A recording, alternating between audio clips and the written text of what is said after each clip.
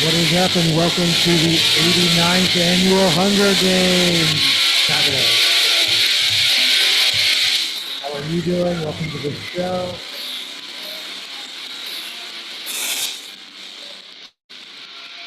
You're listening to His Hero is Gone.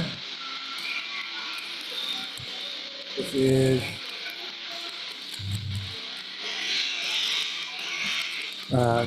Carry On by His Hero is Gone off of Monument to Thieves. Welcome to the show. We are going to talk about the Hunger Games.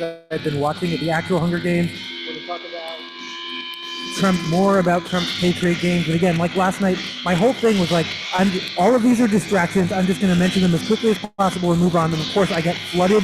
Yeah, my zone got flooded. And so that was the whole episode. We're definitely going to try and move on. I have a lot of sports news. We're going to put the sports news up top just to normally it gets I do like entertainment and then sports and then like business and tech and finance and health.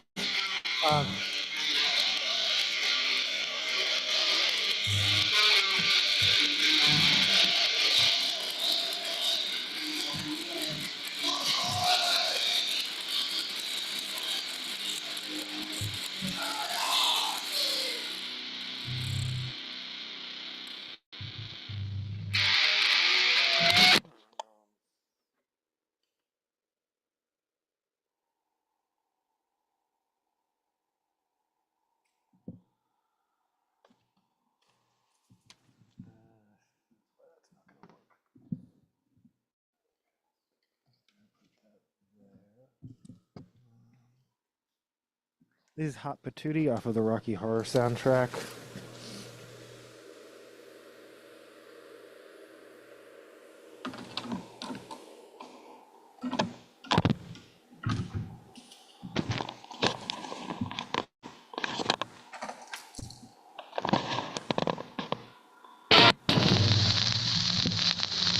Technically, this is a pre-funk.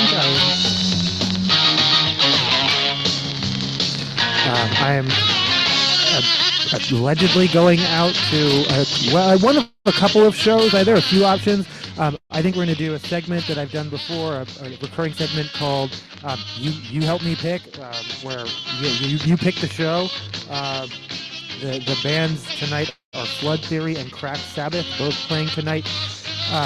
It is raining outside, and Flood Theory is probably aptly named band. Well, especially given everything that's been going on in Washington, though they've been on tour since before any of that. They're playing an outdoor show, so I highly suspect that it'll have been canceled.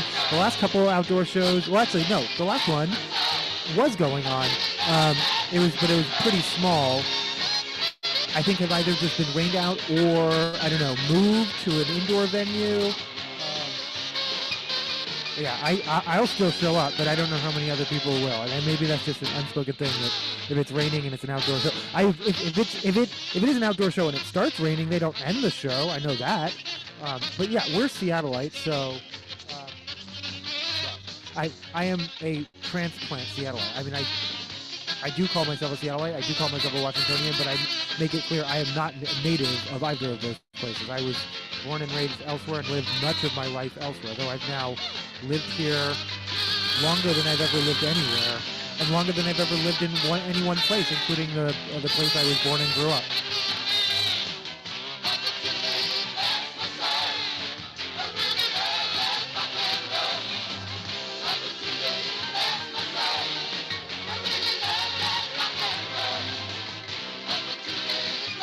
But again, like I said, so obviously a lot of people, in addition to, I will actually be talking about the Hunger Games, which I've been rewatching and or watching for the first time. Some of them, spoiler, the ones I haven't seen, I might have to watch them again because I was doing chores and things, so I wasn't every Hunger Games movie that I give my full attention to, I end up actually really liking. But so far, Mockingjay Part 1 has just washed over me, and Part 2, I'm halfway through, it feels, unless it goes on forever, some of them do.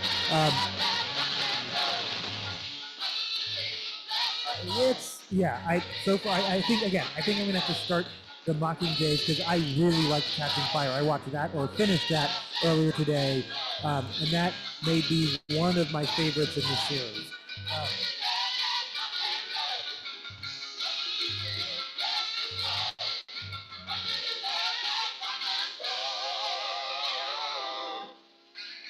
But no, as far as obviously, as I've said, everything from the Patriot games to new federal holidays to all of it are distractions. But specifically, the everyone's memeing. I, he's not. Yeah, well, first of all, I do think he can genuinely watch those movies and watch President Snow and think he's like in the right. Like I think you can. I think there is a version of the world that you can have a worldview of where, yeah, get those rebels. So I think his watching of the Hunger Games, but I don't think they didn't know what they were doing. I think they knew it was going to be memed. But yeah, no, for them it's flooding the zone. The base loves it. It's kind of owning the libs because look at the libs freak out. The media loves it because it's clicks and views. Um,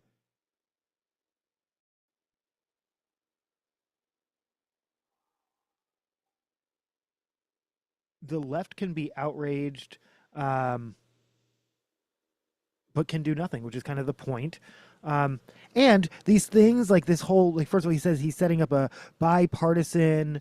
I'm calling it Project 250, but like 250 commission. But of course, who they define as bipartisan and who's willing to participate, because yeah, it's going to be they by de facto they get to because leftists self-select not to participate in their stuff. They get to call all their stuff bipartisan while doing it any way they want. Because I know part of his new, again, Project 250 are like faith-based events. And do you think it's going to be all of the faiths? Do you think they're going to insist, we tried, we invited, no one wanted to work with us? Gee, I wonder why.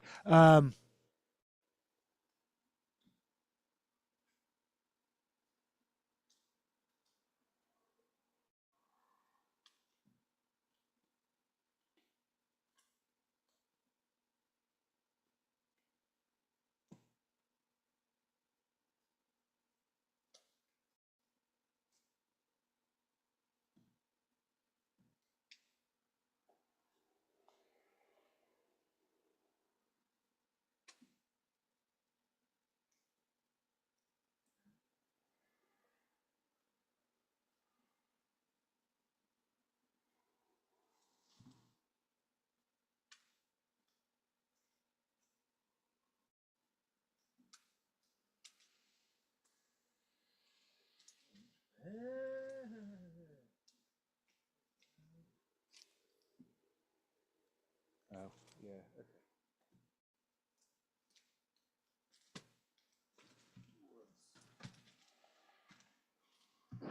I'm already destroying things.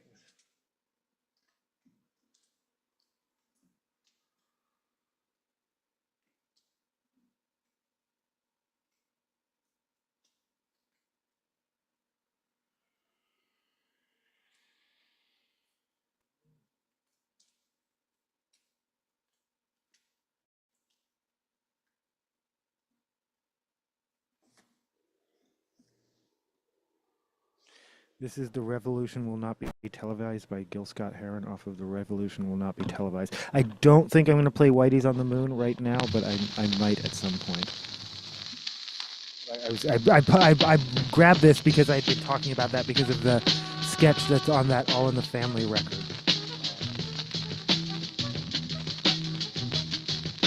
But yeah, no, if you're exhausted by all of it or overwhelmed, that's the point. Again, flooding the zone, as a reminder, that's Steve Bannon's terminology, but it's also called shock and awe. It's a military tactic to overwhelm enemy combatants that they're using on the American population.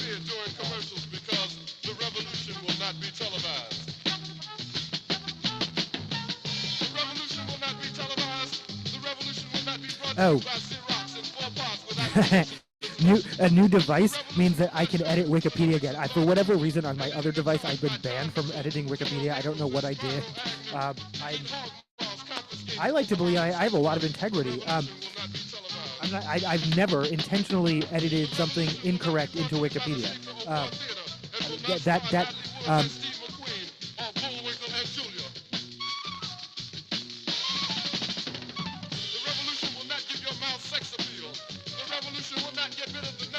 in any of, I basically now have to go through all of the Hunger Games related to the movies because someone has gone in and written original trilogy everywhere.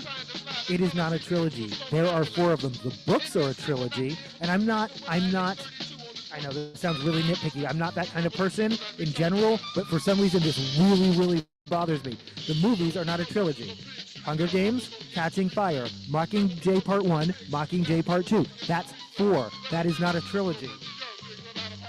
The original book, yeah, okay, I've already said, yeah, but that, like, over and over and over, I'm like, oh, so many instances. So, yeah, I fixed it on, like, 1 page, but I was like, and then I realized, like, oh, wait, is this, and I just clicked to another, I was like, I have to get out. Yeah, otherwise, that would have been my whole day, and I am that obsessive. I can be, but I just let it go.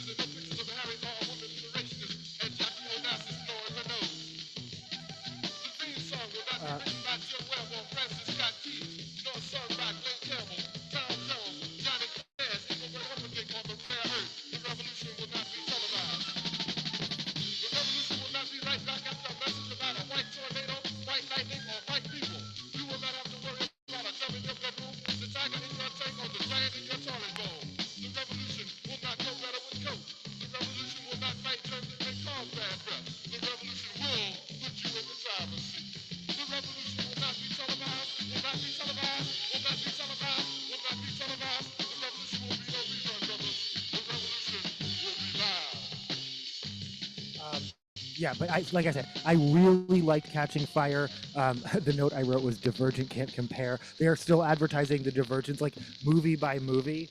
I don't think I'm actually going to play that at this particular moment. Oh, I guess I will play Whitey's on the Moon since I don't feel like getting up. Duke's in my lap and...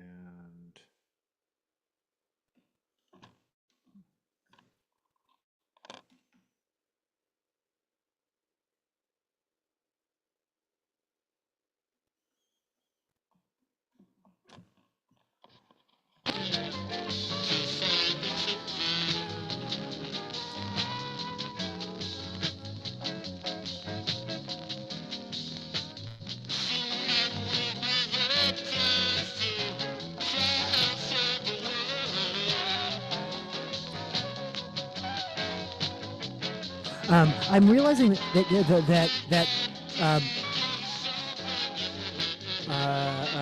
the Hunger Games series is made roughly during the same like era as the classic Project Runway, and I can't prove that Anthony specifically and all his like drapings influenced the style of Hunger Games, but it feels like it.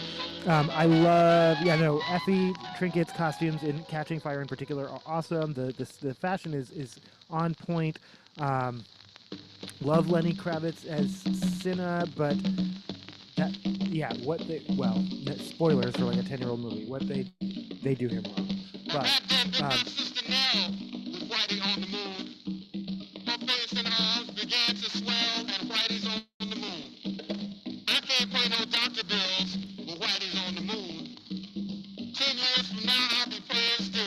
Yeah, Josh Hutcherson's haircut at the end. No, Mockingjay, I also like the fashion of, but there's not nearly enough Effie. There's not enough.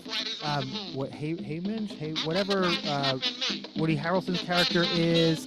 I understand from a plotting perspective why they keep Katniss and Peeta apart, but then I thought that they were going to resolve that in a satisfying way in part 2, but so far they have not. Sorry.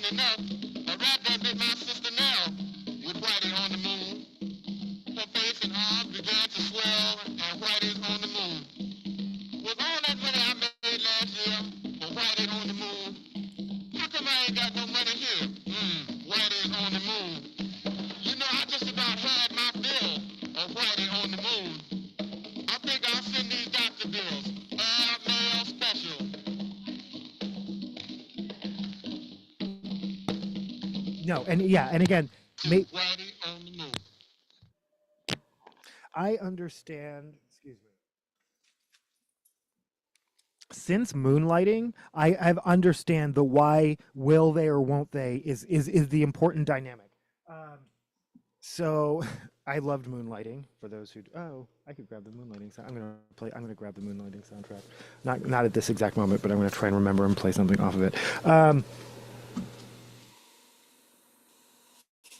If you loved moonlighting, you like in what were our versions of, I don't know, like chat rooms and whatnot. Which were, I guess, like, water coolers and whatnot. Um, oh, this is my Orca card again. Deciding if I'm even going out.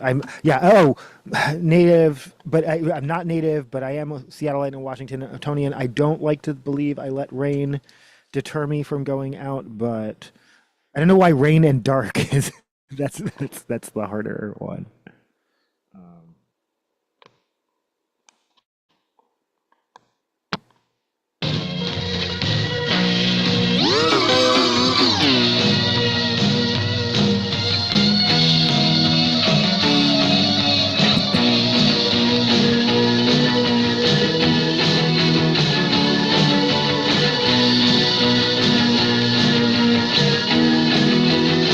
Yeah, but no. So far, again, part one, Mockingjay. Despite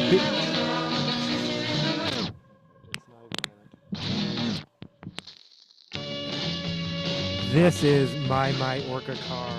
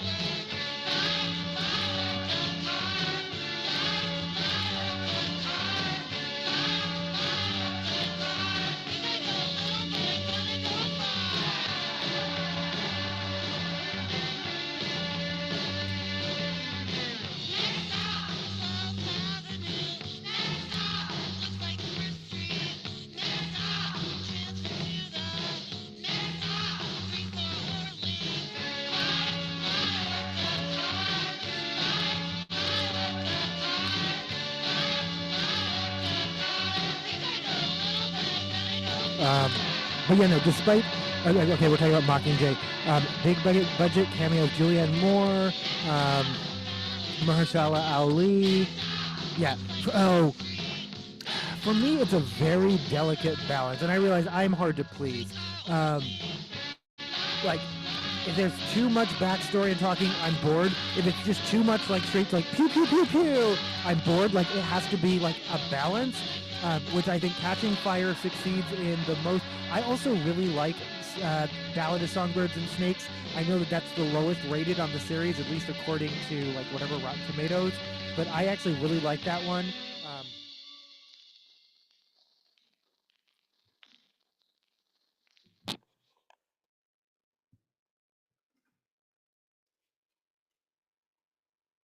I might play Bitch for God later.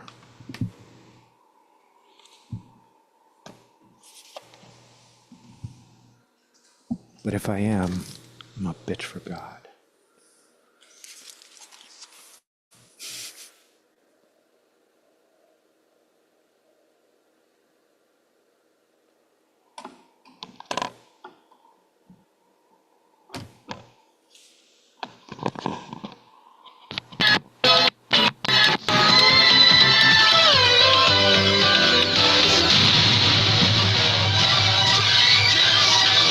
The end of Ice Bath.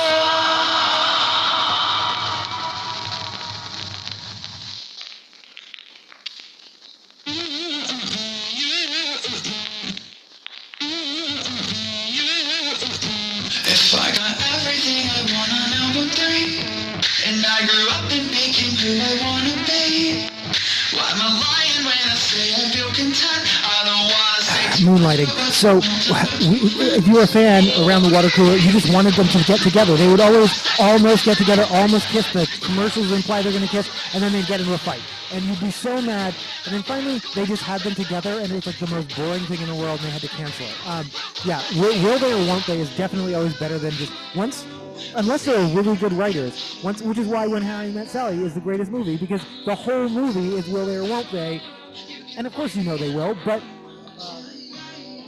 up until even the last 10 minutes, you don't believe they would. They pulled off.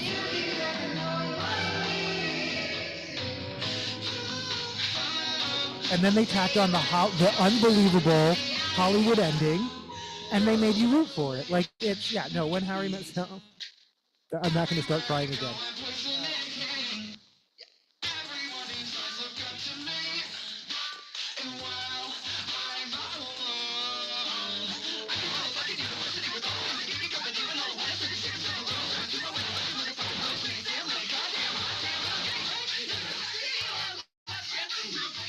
But yeah, no, I always forget the other movies in the Insurgent, in the Divergent series. Insurgent and Allegiant are the other ones.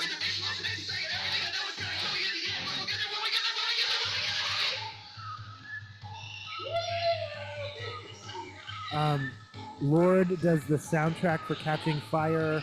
I like her song that closes out the movie.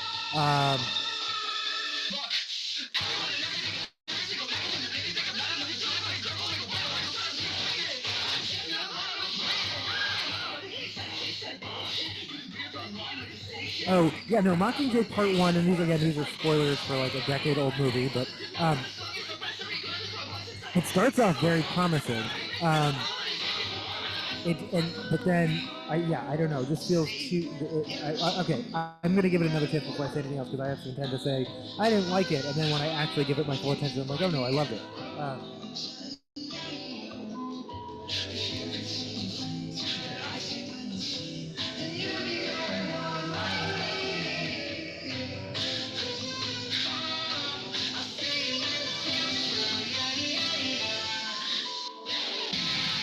But again, spoilers. The movie begins with District Charles being destroyed. Even Hollywood's biggest budget imagining of what an entire district being destroyed looks like is nothing compared to real pictures I've seen from Gaza. So I just have to say that. There's a scene where they bomb a hospital and their excuse is... well, if they're in the hospital, if they're there, they're traitors, bomb them all. Like, it's, they're all traitors. But yeah, no, the notion of bombing hospitals, women and children, and again, it doesn't matter that it's women and children. Bombing men who are not enemy combatants is bad too. Bombing the elderly, bombing anyone who is not an enemy combatant is bad. And you should feel bad.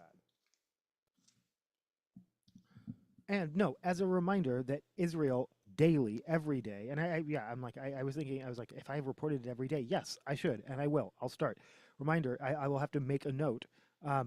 Continues violating the so-called ceasefire daily. Yesterday, Friday, December 19th, they bombed a school that was being used as a shelter, killing 6, according to Al Jazeera.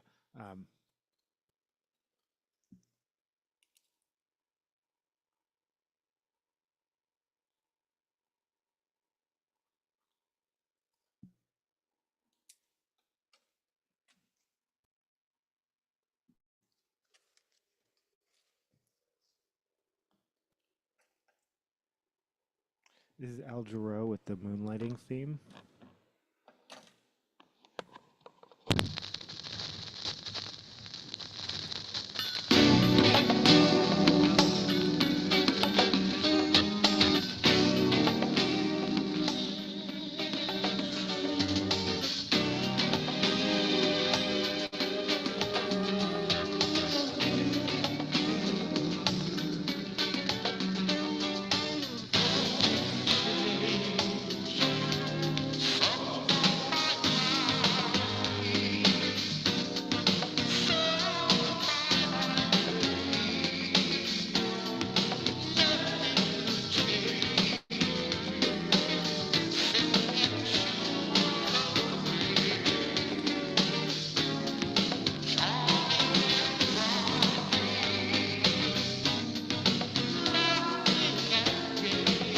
So my foot is definitely not broken. I was being, well, no, I wasn't exaggerating. It hurt so much yesterday. The amount of, I guess, it went from like, the way it hurt yesterday, I literally thought, am I still going to be limping on Christmas? Which, again, self-inflicted, alcohol-related. If I was still limping on Christmas, I deserve it.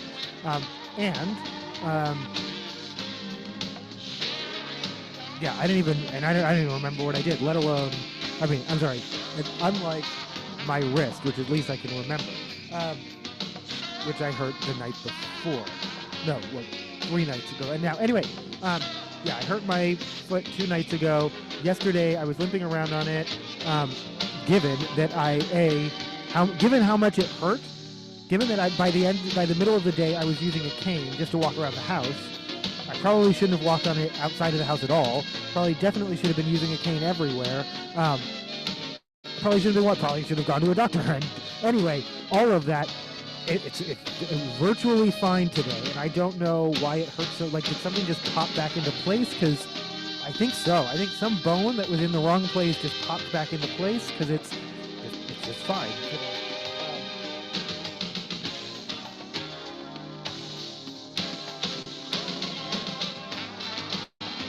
Which is fine. I'll take it. We talked about flooding the zone. We've been talking about flooding for all week. The band is Flood Theory. They're playing tonight. They played December 6th at the Rat House.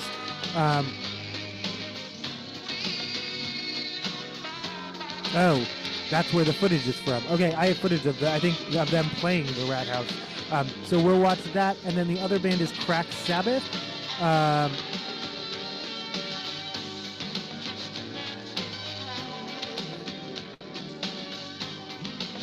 Which is a jazz punk band that obviously does Black Sabbath covers. Not playing Chubby Checker Limbo Rock, though that's a great tune.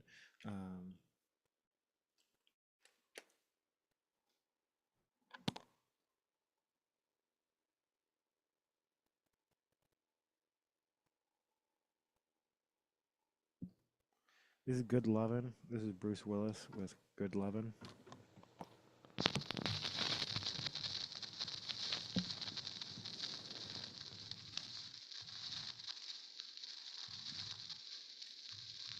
Oh. And then, Hunger Games related, sort of, not really. I got this postcard. It looks like it's like Happy Holidays from, what does it say? From Grace and Jackson. It's Jennifer Lawrence, and I believe that's Robert Pattinson. This is a new movie called Die My Love.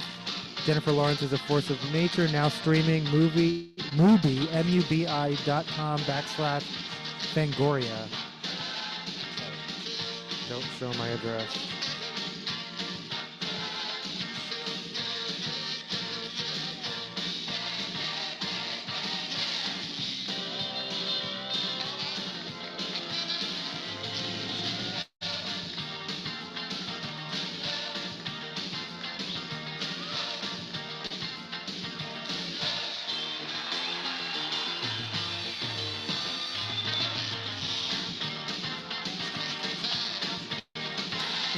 And then, impacting the decision is, if I went to see Crack Sabbath at the Royal Room, I would not have to deal with the light rail shuttle bus thing again from tonight, December 20th at 11 p.m. tonight through, actually, if it's an outdoor show, it would probably be over way before 11. Oh, no, but anyway, between 11 p.m. and 10 a.m. on Sunday, the 21st, shuttle buses will replace the light rail from the Capitol Hill to Stadium Station.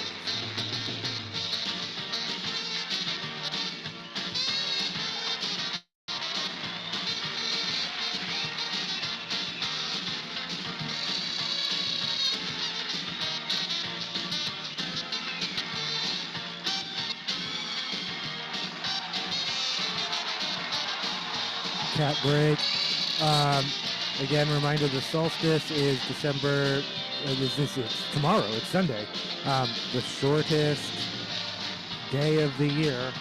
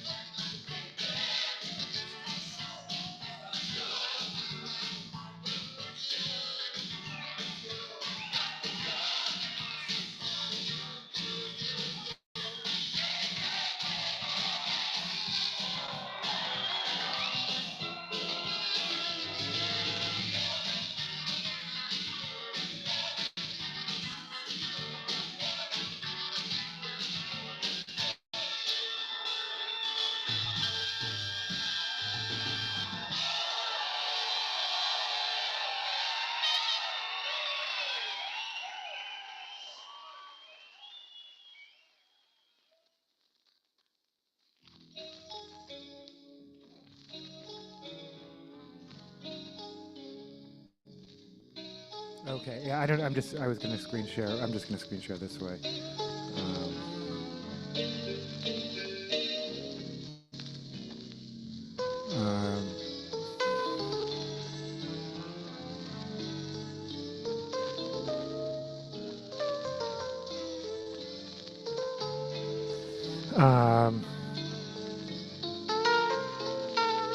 So, okay, I'm sorry. Brett Ambler, aka the Wheel Kazoo Kid, replied to my comment. Someone liked the comment, I'm not sure, but he replied to my comment with a emoji because I asked, are the bass notes secret? That made my day. This isn't what I meant to play, though. This is...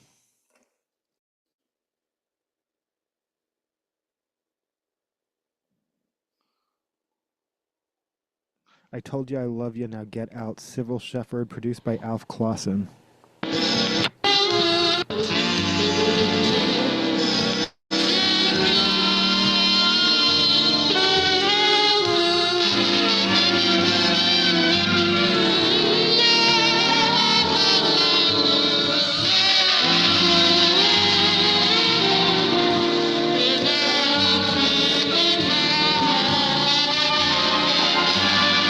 Obviously Blue Moon.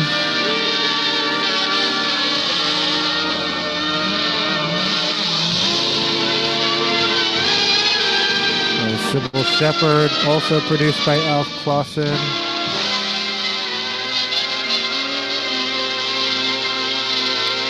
Arranged and conducted by Alf Clausen, as is this one, which is I Told You I Love You, Now Get Out.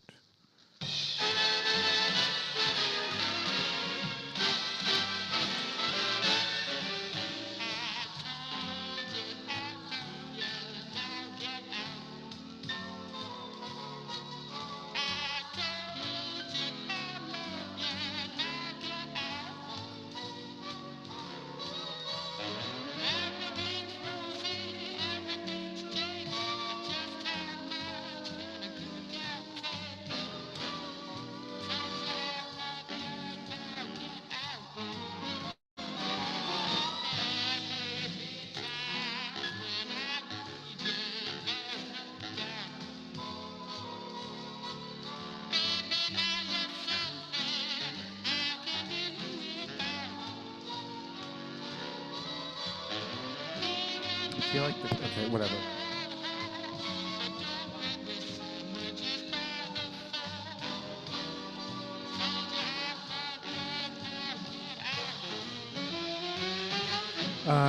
Many outlets are reporting more than files disappear after they were released, including a photo of Trump raising questions. Transparency, indeed.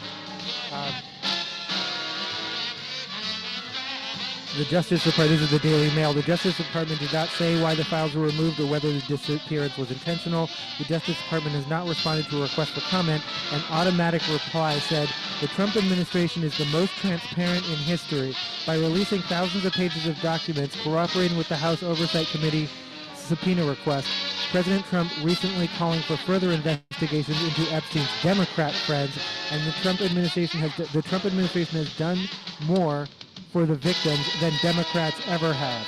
And while President Trump is delivering on his promises, Democrats like Hakeem Jeffries and Stacey Plaskett have yet to explain why they were soliciting money in meetings with Epstein after he was a convicted sex offender. The American people deserve answers.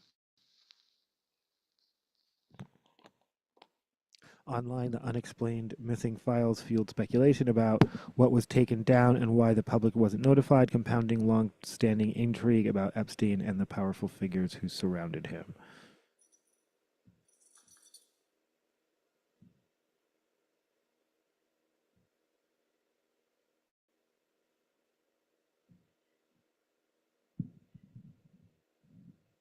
Some of the most consequential records expected about Epstein are nowhere to be found in the Justice Department's initial disclosures, which spans tens of thousands of pages.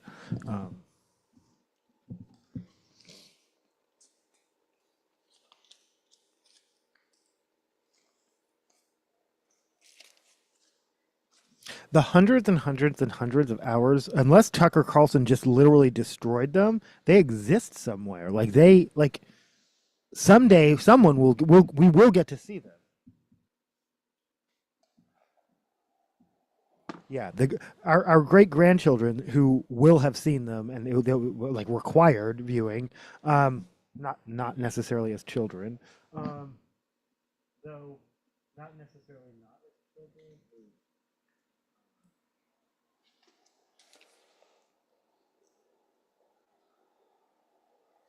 This is Frig Off, featuring Danny Keene from PG Psycho Gorman, which is not a Christmas movie, but it is for me. I do tend to watch it around this time of year. I love this vinyl. It's a pretty vinyl. This Frig Off followed by PG, if I remember, Psycho Gorman, PG for short.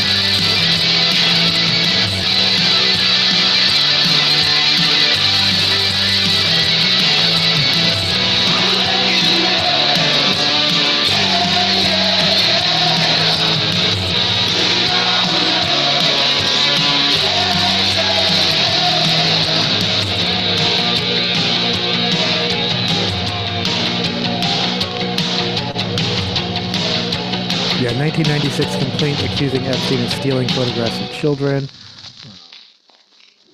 This is Psycho Gorman, PG for short.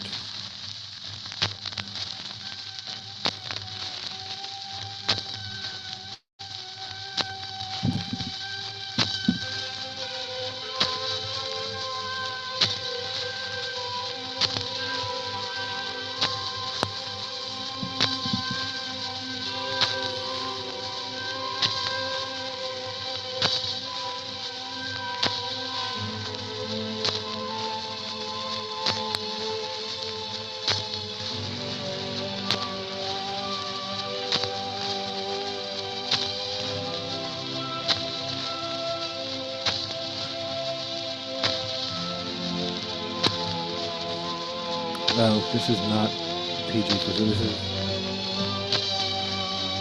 love theme from Psycho Gorman. This is called The Grown-Up Thing to Do.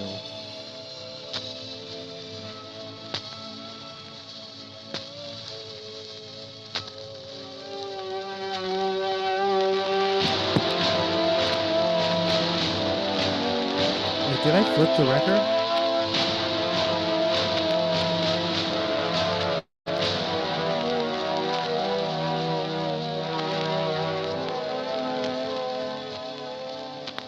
No, I didn't. Okay, we're good.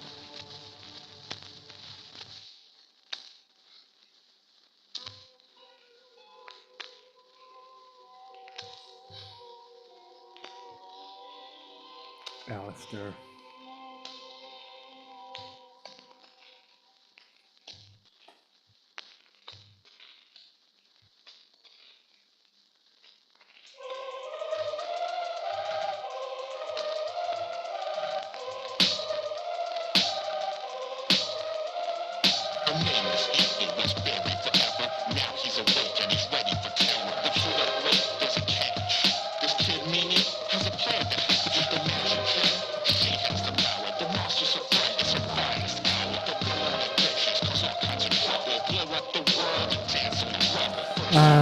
Top DOJ official denies any effort to redact mentions of Trump or other celebrities from the Epstein files, and I believe them.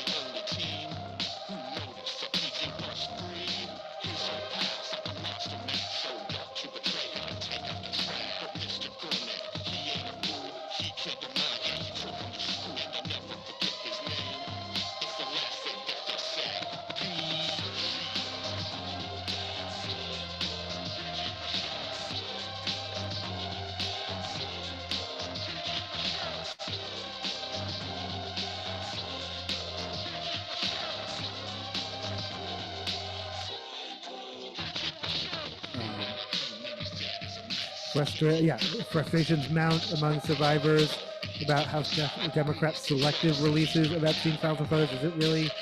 Well, who's being selected? Okay, I don't know. Because I think the opposite. Again, it's flood the zone. They want to bury people in so many hundreds of thousands of pages that people can't find the needles, or they've already removed the needles anyway. So. Or they'll remove them in real time and just pretend they haven't. And just say the word, and then if they just keep saying the word transparency.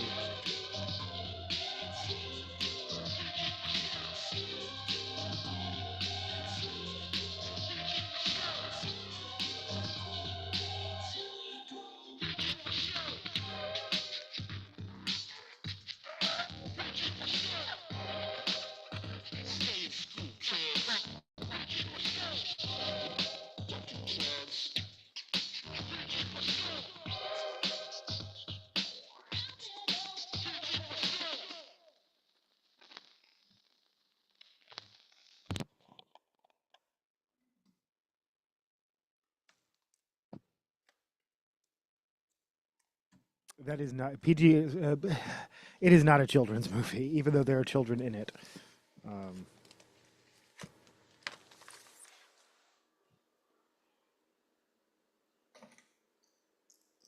This is Grumpy Cats. This is Cats Across America with It's Hard to Be a Cat at Christmas off of Grumpy Cat's Worst Christmas Ever. I mean, we're less than a week away and playing more Christmas music. I will, on Christmas Day-ish, around Christmas Eve or Christmas Day, we'll do the official Christmas episode, and I will stunt with all Christmas songs. But until then, I just try and sprinkle it in here and there, but not.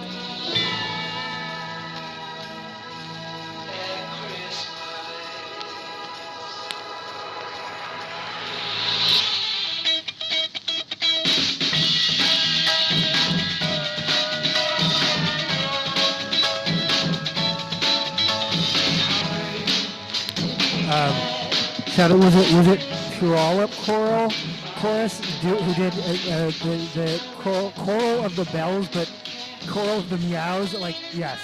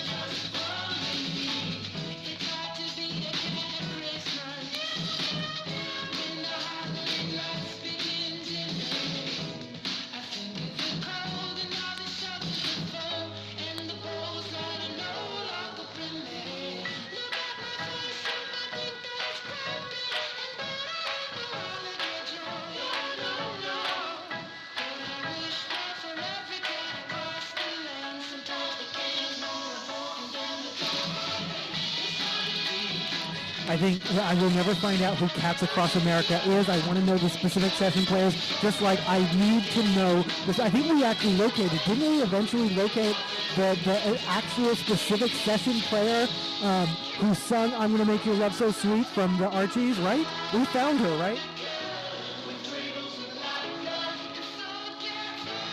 I want to know who sings this part.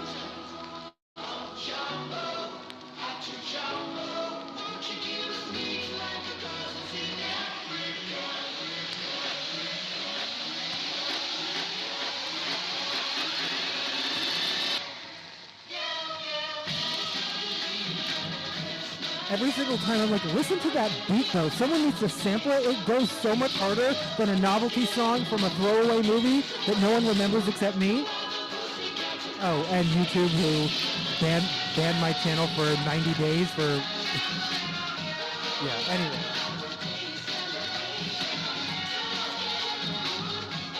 And presumably Aubrey Plaza remembers making it. But...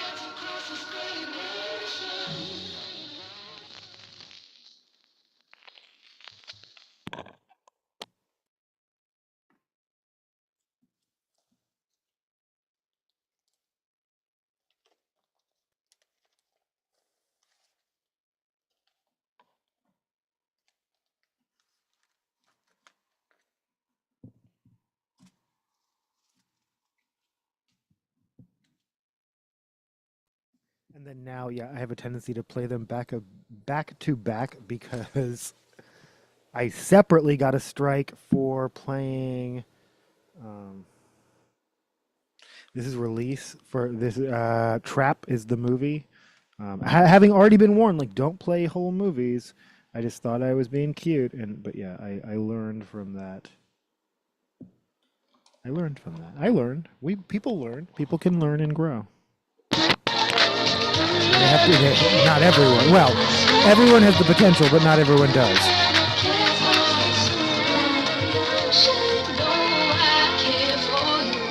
That was the end of Care For You. This is Release.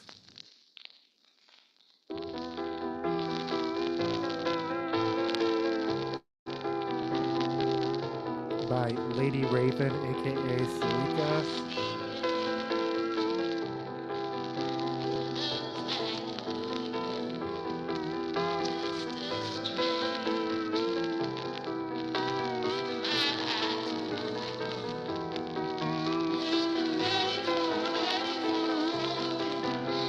CNN Epstein files vindicate survivor who reported him in the 90s, but others are still seeking answers.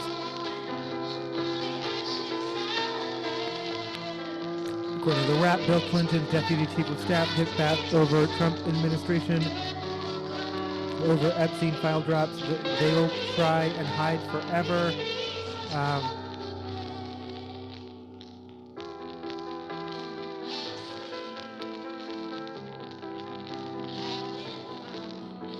Not about Bill Clinton, never was.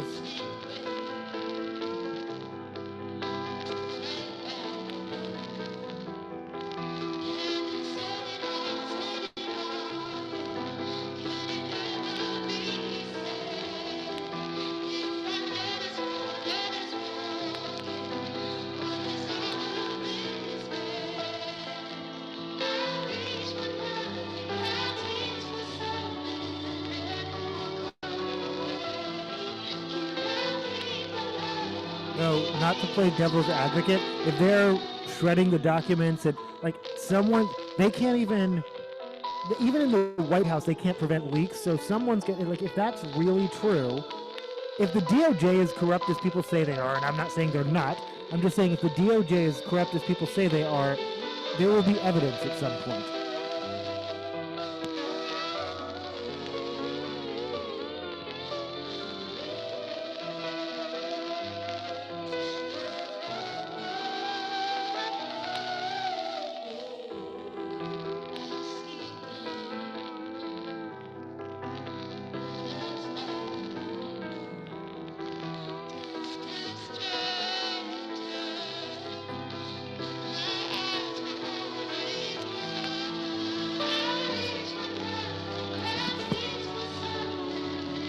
Okay, I promised we would start with, I'm sorry, I had to get some headlines out of the way.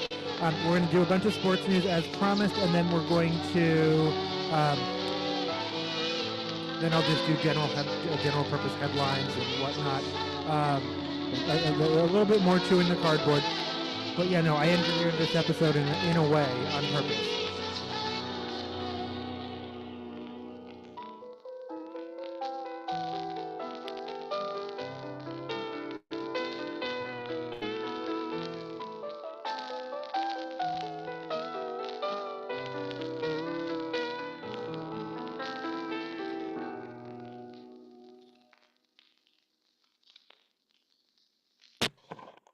Move up my release date, huh?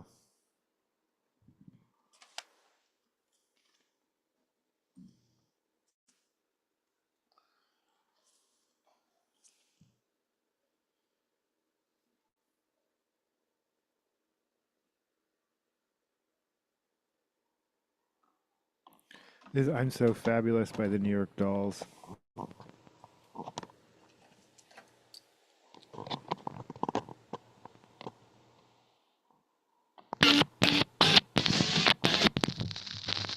I think we'll find out.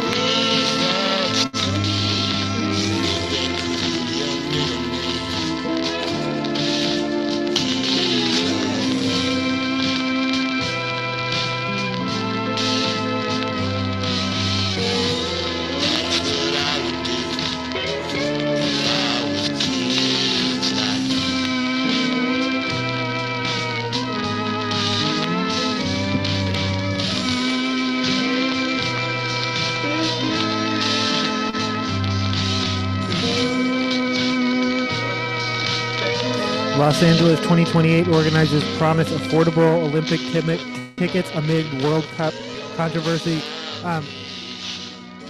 Fuck FIFA, just FIFA. I won't even bother to learn how to pronounce it properly. But fuck them.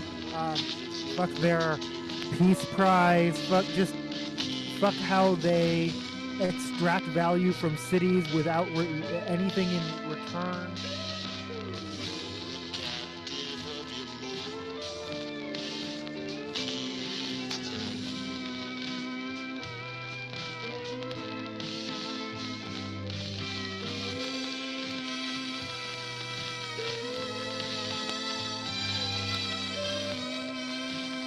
I'm sure if it was this administration, this incoming administration, FIFA probably wouldn't even be in this city because it's such a bad deal for cities, and they're smarter than that.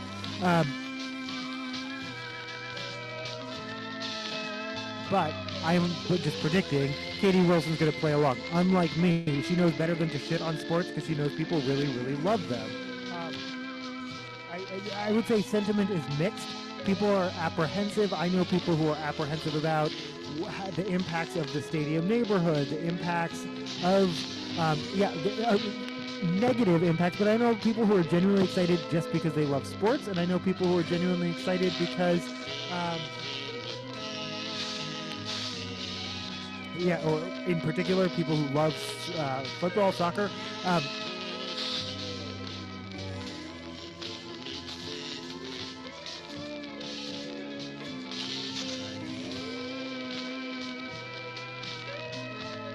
That was Kids Like You. This is Kids Like You.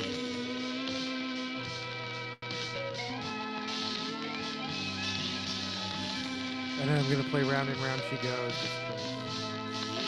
Feels like the path of least resistance and trying to figure out a different track.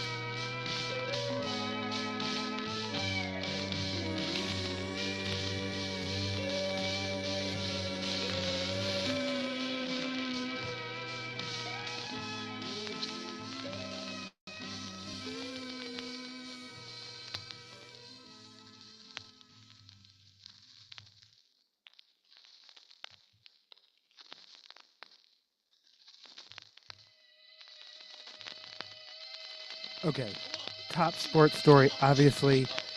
Jake Paul reports double broken jaw from his one-punch KO loss to Anthony Joshua. I mean, this is going to be, jaws are going to be wagging around the water cooler. Let's just put it that way. No, sorry, that was... Jake Paul undergoes jaw surgery morning after brutal Anthony Joshua knockout. I mean, he's on a liquid diet. He will only be on liquids for the next 7 days.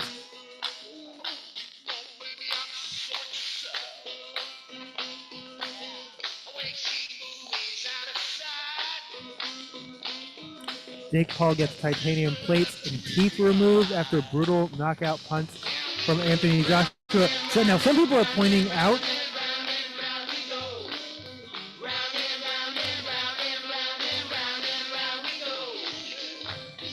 Jake Paul said anyone, anywhere, anytime, and he meant it. He showed up. Like, people are giving credit where credit is due. He showed up. But this was, I mean, people are saying this was the mismatch of the century. People are saying, who even allowed this? How is this even allowed?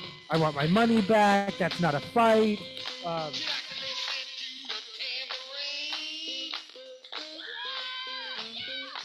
But no, apparently boxing when Jake Paul is confirmed to have CTE, will it be today or did he already have it? Because he already seemed a little addled, so I don't.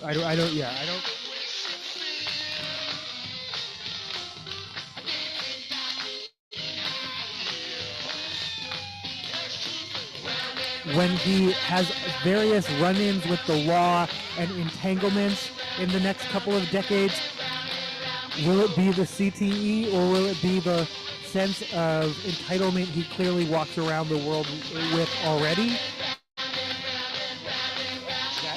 Again, I talk about it a lot. That unearned confidence.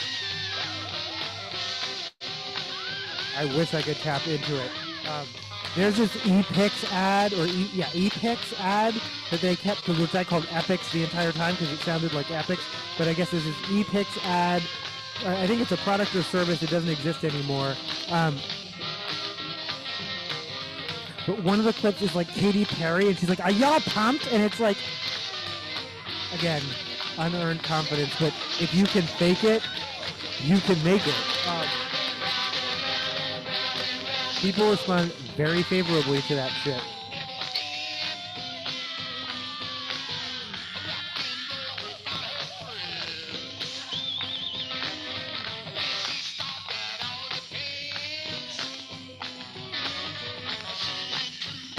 Oh, and normally if this was a real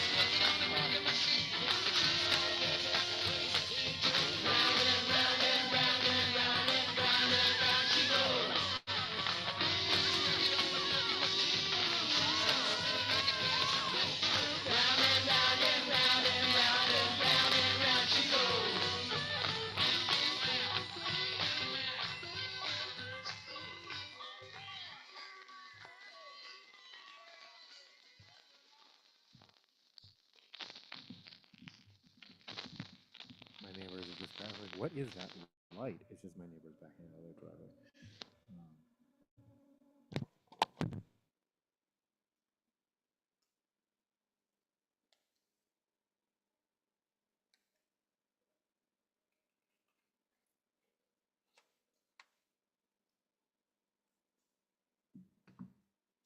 This is Soul Glow.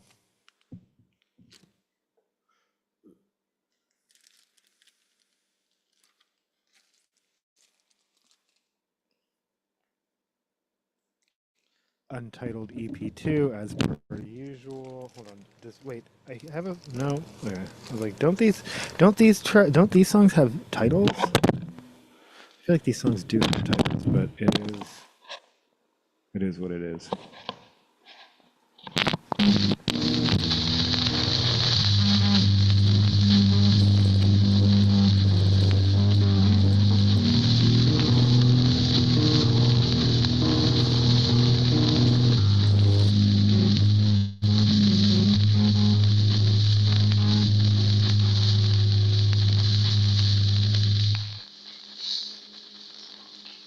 Yeah, I said titanium plates, teeth removed. That's SB Nation.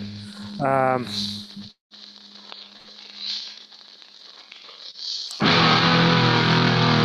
and then Uncrowned. Anthony Joshua destroys Jake Paul with devastating one-punch knockout in lopsided Netflix fight.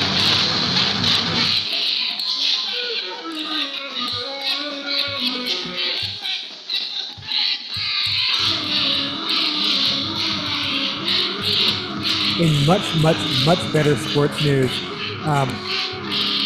Michael Jordan's earliest autograph, possibly, we don't, it seems, the youth baseball program has a rich history. This is story by Click? Darren Rovell. Okay, I'm just looking at, oh, it is CLICT. Click. I've never heard of this. Okay. There's the program, again, youth baseball program, maybe Michael Jordan's earliest signature ever.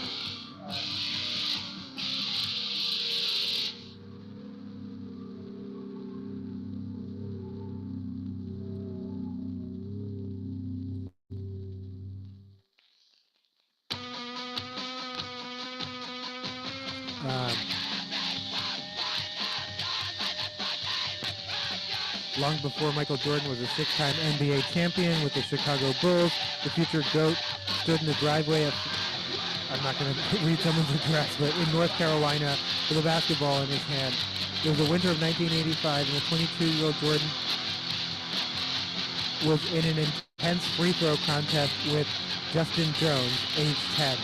After Jones hit 8 of 10 at the stripe, it was MJ's turn to show off his clutch gene. In typical Jordan style, he made 10 straight with his right hand, 10 straight with his left hand, and then 10 straight with his eyes closed. Jordan was shooting hoops with a kid instead of dazzling the NBA court, dazzling on an NBA court because during his second season, he fractured a bone in his left foot and was back in the state where he grew up. Why specifically here in Kings Mountain?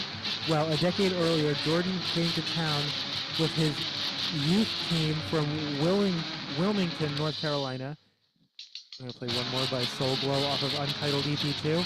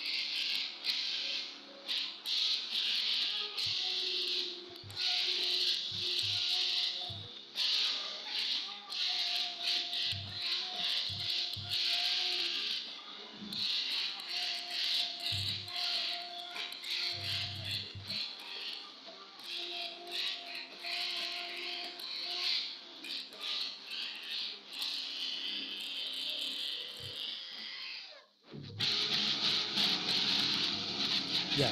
Why specifically here in Kings Mountain? Well, a decade earlier, Jordan came to town with his youth team from Wilmington, North Carolina, to participate in the 1975 Dixie Youth Baseball State Tournament. Because Jordan's team had traveled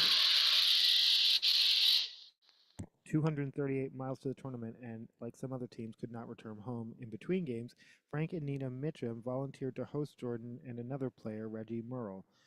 Jones is the grandson of the Mitchums. Um,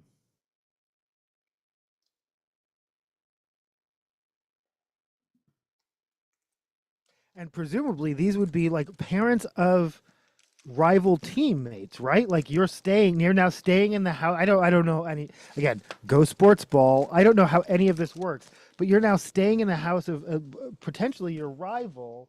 Um,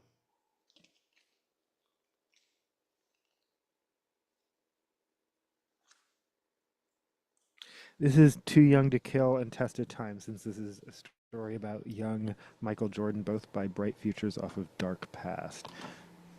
He doesn't have a dark past, as far as I know. No, that he has an incredibly wholesome past of like playing multiple sports and just being good at all of them. This is Too Young to Kill. My friend said you gotta ride the lightning, move on up, make it frightening. Oh, yeah, yeah, yeah. A side shot on a summer night, it'll be the kind of music that everyone likes. Oh, oh, yeah, yeah, yeah. Make it a club, we can dance till we don't give a shit what it's about. Make it a love song so we can sing along. Oh, that's the other option.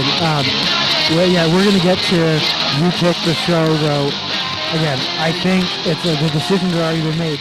The Crack Sabbath thing is until later. That doesn't start until 10. But I'm pretty sure a bridge show in Cowan Park is either happening right now or not at all. Right? So only one band is listed. It's not like there are multiple. I kind of still want to find out. Ooh.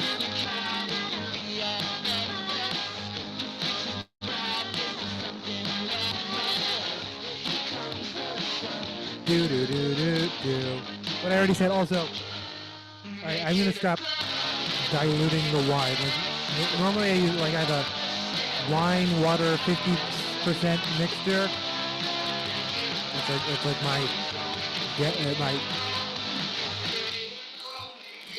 glorious spritzer, except not. They used to be fizzy water, like they were, and I would think of them as wine spritzers, but now it's just tap water and wine, just to dilute the wine because I don't want to drink wine that fast.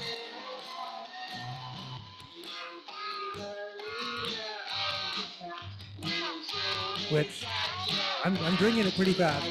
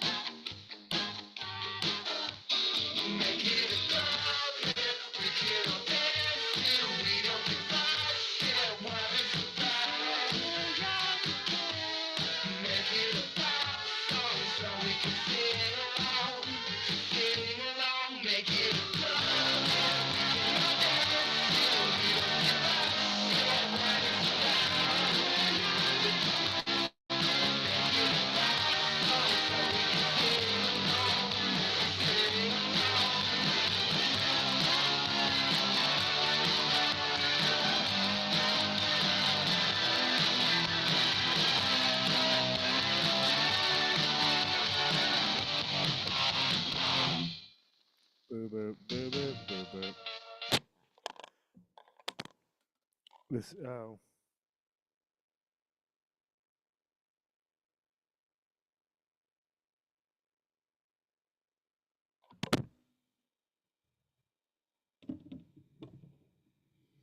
This is tested time. as promised.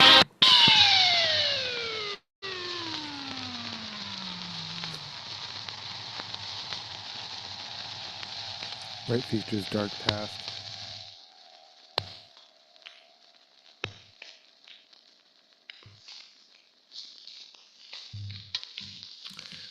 Jordan, then 12, nearly threw a no-hitter and hit a 3-run home run during the tournament for his team, the Cape Fear Optimist, and won Mr. Baseball for his age division. A completed bracket inside the tournament program suggests Jordan's team went on to win it all. Before Jordan and Mitchum left the house after the tournament, Nina, according to family lore, asked the boys to sign the program for when they become famous. Prescient. Mitchum also had Jordan and Mitchell write their home phone number so she and her husband could keep in touch. The tournament was only 6 days, but Jordan and the Mitchum did keep in touch. The relationship was so special that even as MJ rose in prominence, he returned to the Kings Mountain every summer until about 1988. When Nina Mitchum died in 1999, the family found letters exchanged between her and Jordan, but it wasn't until 2012, in cleaning a closet in the house, when the family found the signed Dixie program. In recent months, Jones, now the owner of his grandparents' program, was looking to add more insurance to his collection. After speaking with David Hunt of Hunt Auctions, he decided to auction it off. There's no way to be sure, but it is believed that this is the earliest Michael Jordan autograph ever to surface.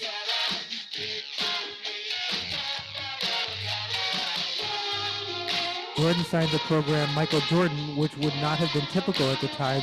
Jordan was known almost exclusively as Mike until he hit the famous national title-winning shot at North Carolina 7 years later.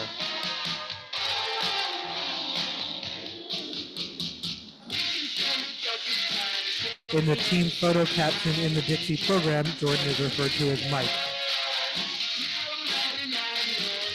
In fact, a baseball Jordan signed in 1976, a year later, for his Babe Ruth baseball team, was signed Mike Jordan. That ball sold for $36,000 at Golden in 2020.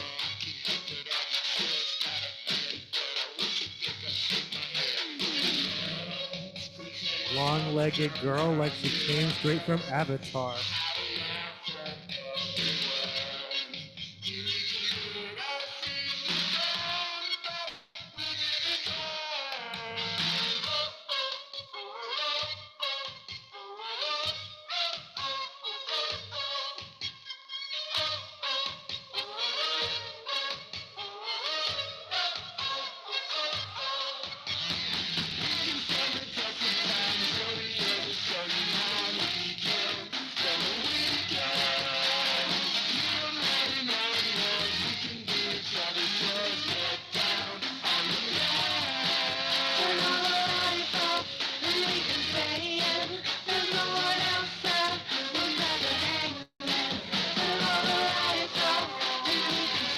Jones told Click that he has more memories of Jordan, who he considers an uncle, than he has memorabilia, especially that day shooting hoops at his grandparents' home.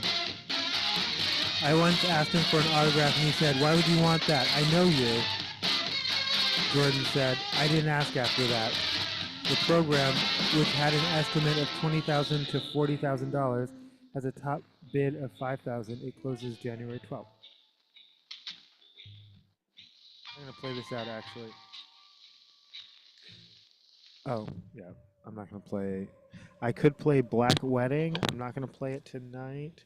But you can actually, you can watch a live version from the last time that Bright Futures has played so far at the Vera Project, or anywhere, live in around 2000. Yeah, it's one of the earliest videos on this channel.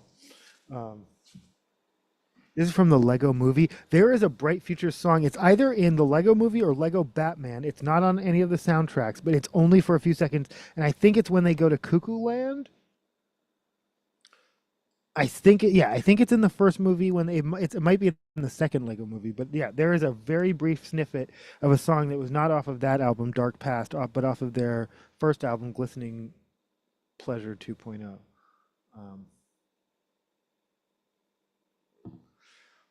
This is Everything is Awesome by Tegan and Sarah. Spoiler alert. Everything is not awesome.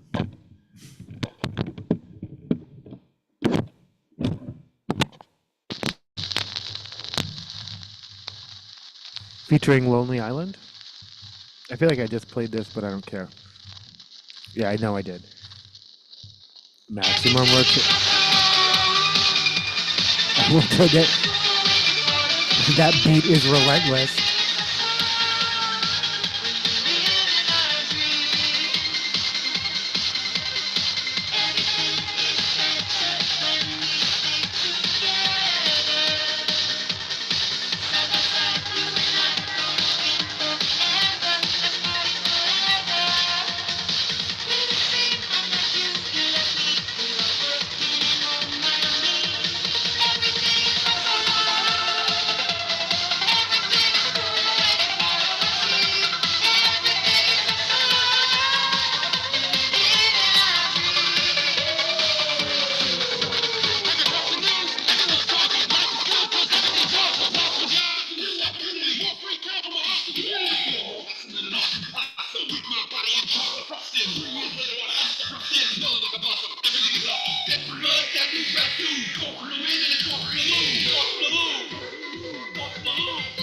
It's awesome to lose. It's awesome to lose because you learn a lot.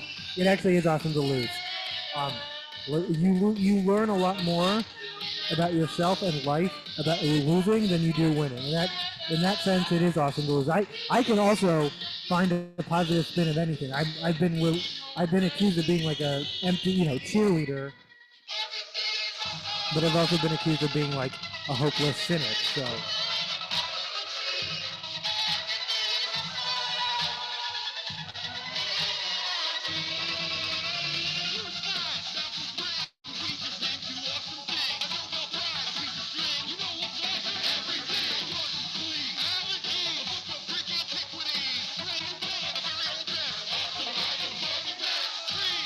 Album produced by Mark Mothersbaugh. Rocks, Crocs, and socks are awesome. Agreed. Anything you think or say is awesome. Right wingers to other right wingers.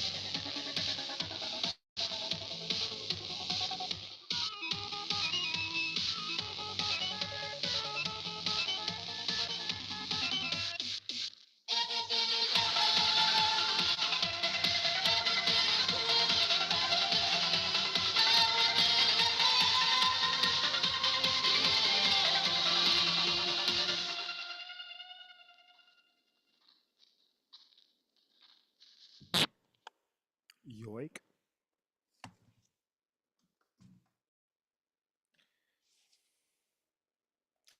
This is the explicit version of Wet Ass Pussy language content warning.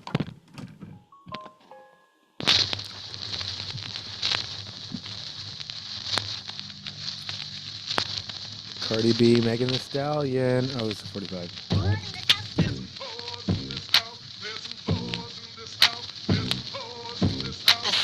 Certified free, 7 days a week. Wet ass pussy, make that pull out game weak. Yeah, you fucking with some wet ass pussy. Bring a bucket and a mop with this wet ass pussy. Give me everything you got with this wet ass pussy. Beat it up, nigga, catch a charge. Extra large and extra hard. Put this pussy right in your face. Slap your nose like a credit card. Hop on top, I wanna ride. I do a giggle, what is inside? Spit in my mouth, look in my eyes. Pussy is wet, come take a dive. Tie me up like I'm surprised. Let's role play, I wear disguise. I want you to park that Big Mac truck right in this little garage. Make it clean, make me scream. I don't puddle. This is according to I don't clean, but let me this Yahoo Sports, I guess. Flyers suspend radio play-by-play Tim Saunders for inappropriate remark on Hot Mic. Is probably the perfect song for that. The music doesn't always line up with the topic, but sometimes it does. This wasn't planned. The Philadelphia Flyers suspended radio play-by-play broadcaster Tim Saunders.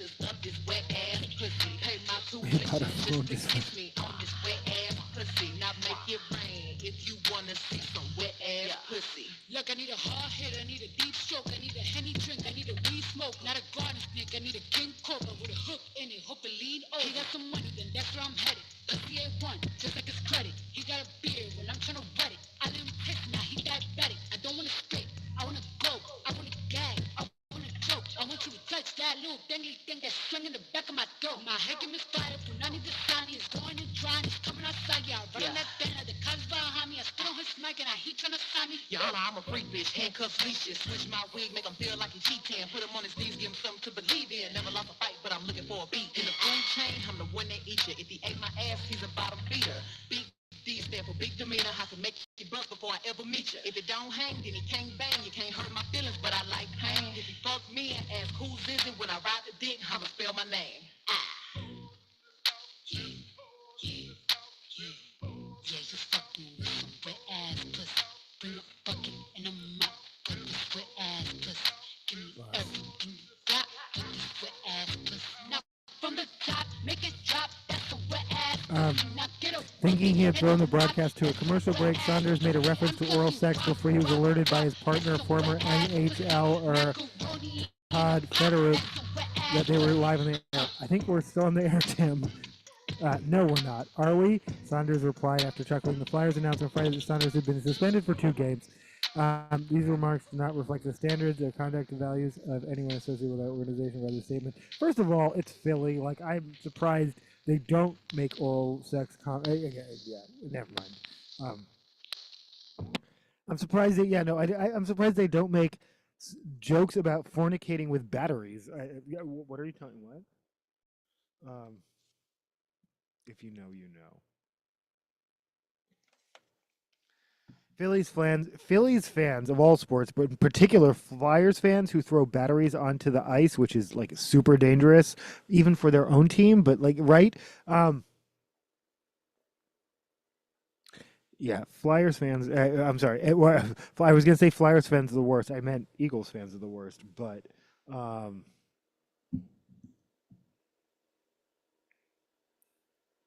anyway, Philly fans are the worst, is what I meant to say. Oh, wait. Did I say that out loud? I meant to say Phillies fans are the absolute fucking worst, regardless of the sport. Patrick Mahomes is injured as Chiefs miss NFL playoffs for the first time in 10 years. As previously reported, Seattle Seahawks are currently leading the NFC West. Rams, who after beating the LA Rams reportedly fire special teams coordinator Chase Blackburn after Thursday night implosion versus the Seahawks, wherein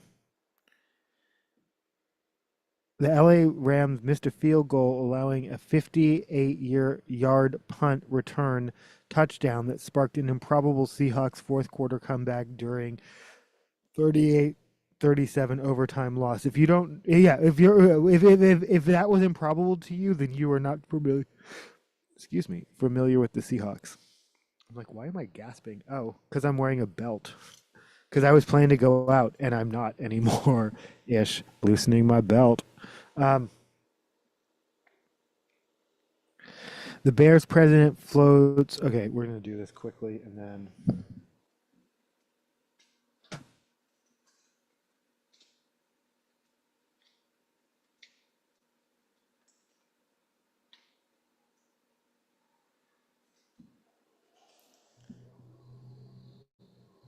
This is no effects off of. Well, that says Eating Lamb, but the name of the album is Heavy Petting Zoo.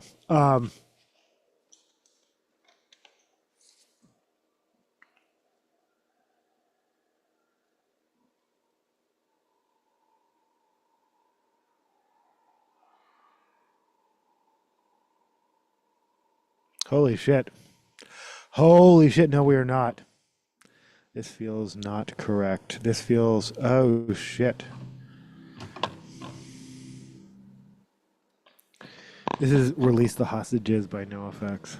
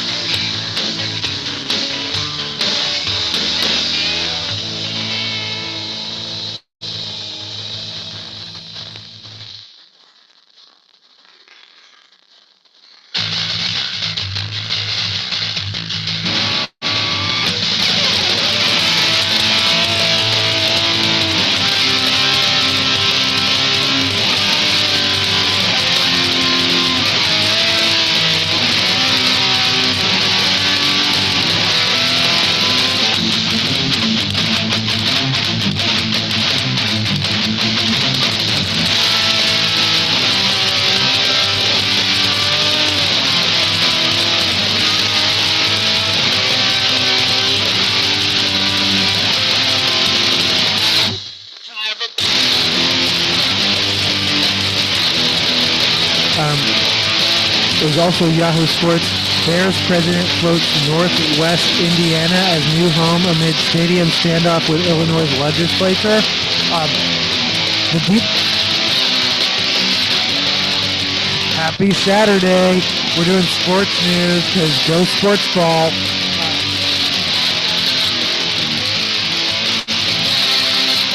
But I'll warn you, I am going to get into politics in a moment because I know you don't care about politics. How are you doing tonight?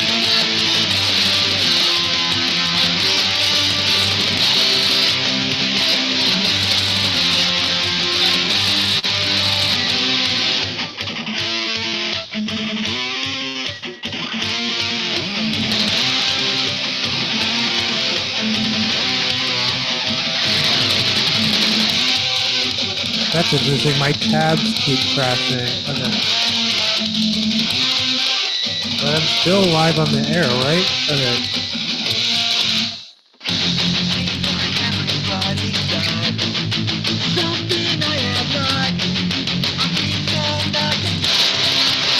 Trying to.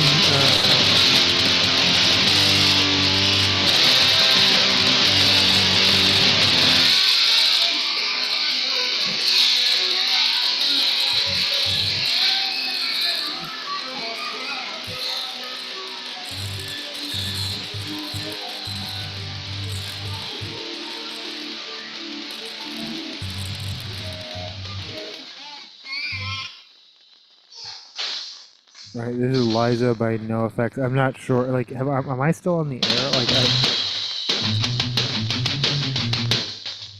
seem to be. Okay, but my tabs have all crashed.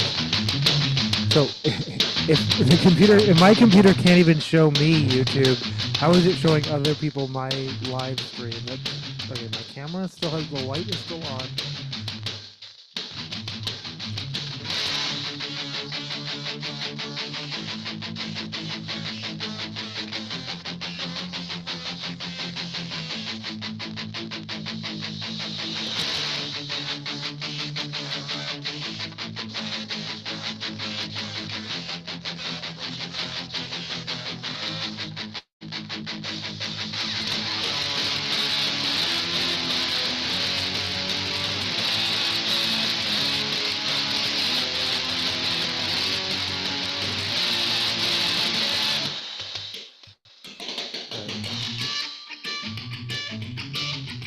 Give me a second. I'm just trying to figure out. Okay, I'm trying to figure out recording now.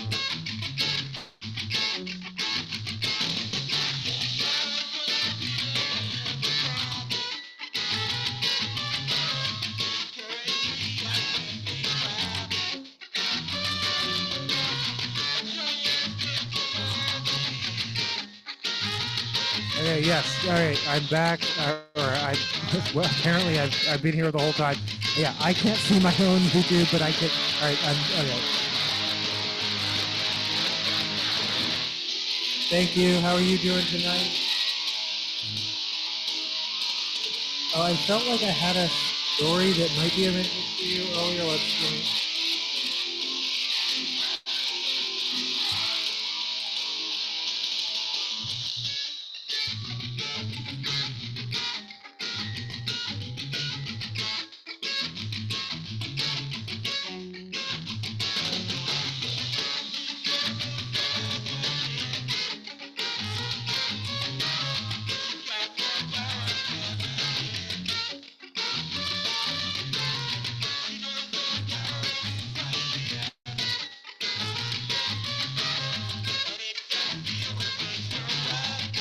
All right.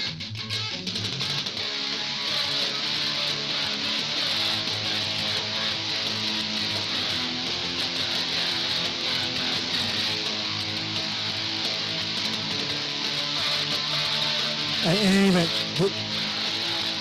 the deepest dive I looked into it was just my curiosity. Are bears even native to Illinois or Indiana? They're not. I don't know about when the Bears, the team, was named, but there are not currently permanent bears in Illinois or Indiana, and I don't know if that makes a difference. But oh my gosh! All right, I went from like Now, let me turn this audio because I can hear myself talking, and that's not what I want to do. Oof. Is that what my voice sounds like? um, but no, I'm assuming at some point it made sense, but most of the bears that you would ever find in Illinois or Indiana probably came from Wisconsin or somewhere else, but there are no permanent bear. You will find there are bear sightings in both of those states, but no permanent bear population. All right. Are bears just migratory in general? So maybe there's just they just don't have a place like that. Okay, that also maybe makes sense. All right. If I'm going to screen share and make sure I'm actually sharing audio, these are the options for bands I could go see tonight. I don't know. I think at this point I've made the choice not to go out and see a band, but if I was going to, okay, me when I know how the internet works. All right, this is option one, and this is the one that makes the most sense because they're not playing until 10 and they're playing indoors. Um, it is a black. Oh shit! I didn't hit sound. Share sound. Give me a second. Um, Zoom. Oh no, I did hit share sound. Okay. And then I have to actually.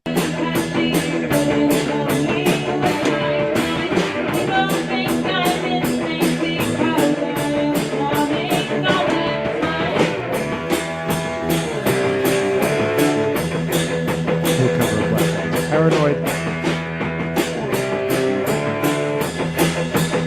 Black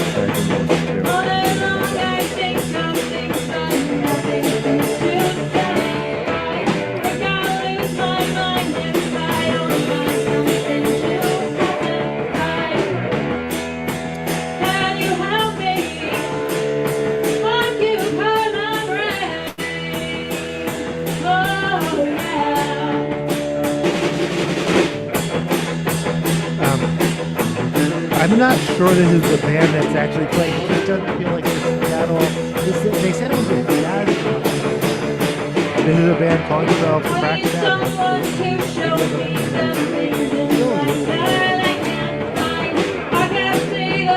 He's a good voice. Like,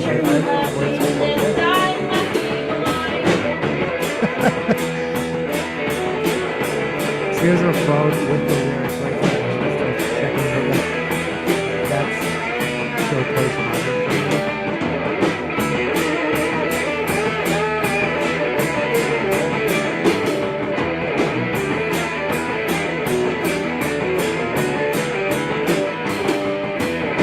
No, that was an incredible guitar solo. Yeah. It's so kind of low energy. It's like kind of effortlessly like with the I don't even know.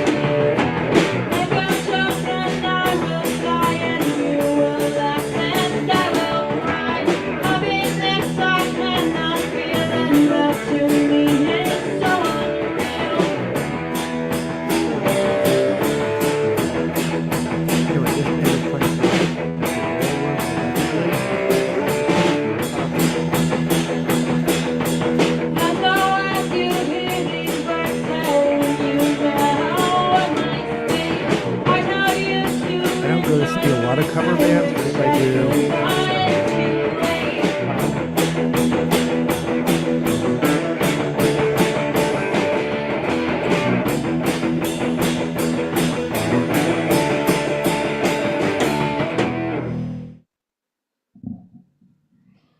all right, so that was option one. And then option two, kind of, they didn't plan this because they're just on tour, but this band called Flood Theory, who, as far as I can tell, is from the region. But yeah, they were, okay, I can spell.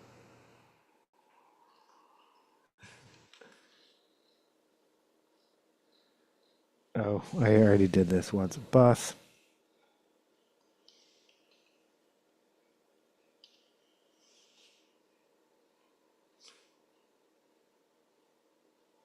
Yeah, no, and this is I'm presuming just because of I'll let you know in a moment.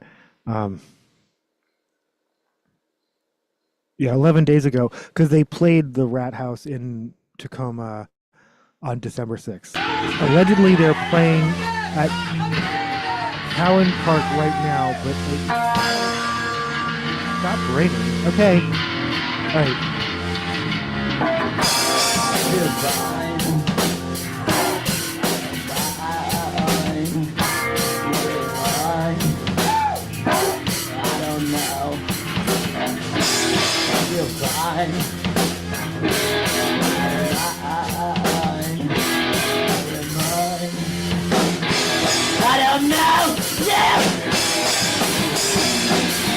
I still feel like they won't be there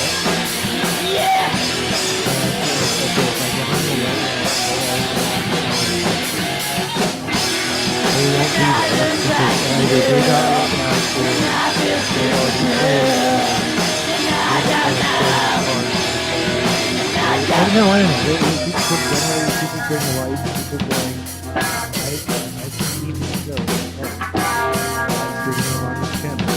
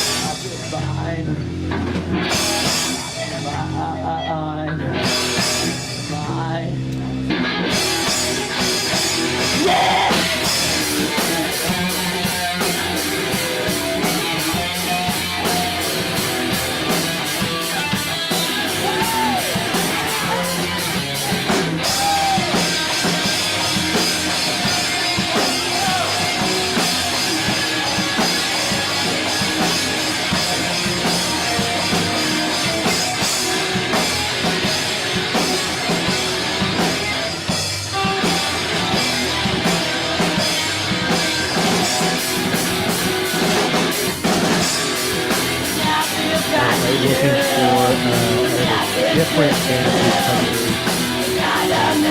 Black Sabbath.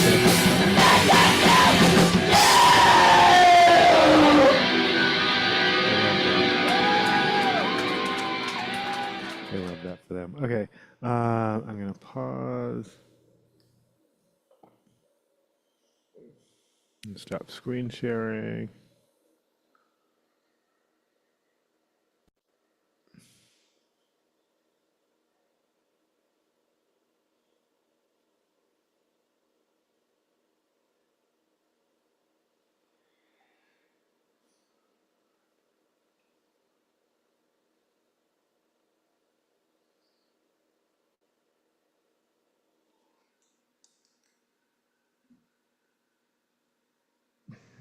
Professional streamer guys. Okay, I'm not quite sure I get the reference, but yeah. So which of those bands would you? I don't even know if you could even hear any of that, but which of those bands would you go see live? You pick the band and then send me either basically in my own neighborhood just to take a quick bus ride and go see a band that doesn't look that exciting playing covers or a really awesome original band, but when I show up, it'll be like under a bridge and no one will be there, and then I'll be like knifed to death. Which outcome are you looking for?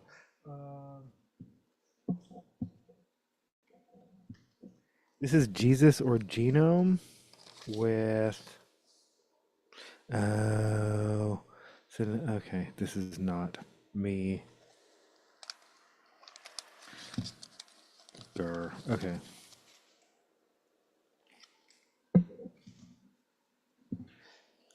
More no effects. is fuck the kids too, and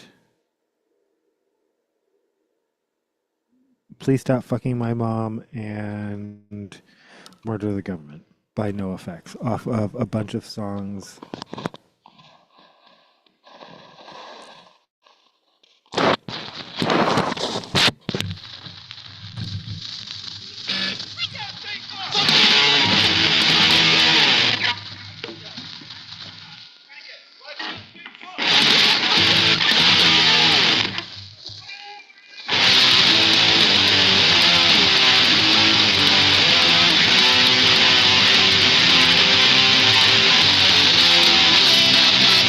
I think this is I'm telling Tim I'm playing it. That was it. That was Fuck the Kids 1 and 2.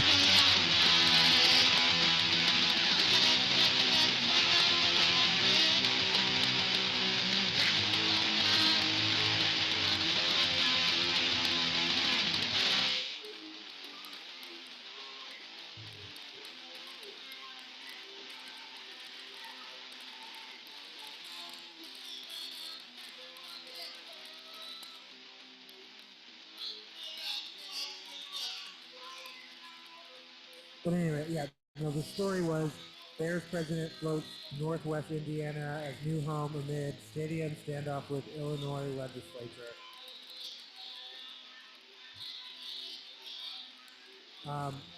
Puka Nakua rips NFL officials and says they call penalties so they can be on television. Refs are the worst. That would have been the top Puka Nakua story if it weren't for like a little gesture. I have feelings about this.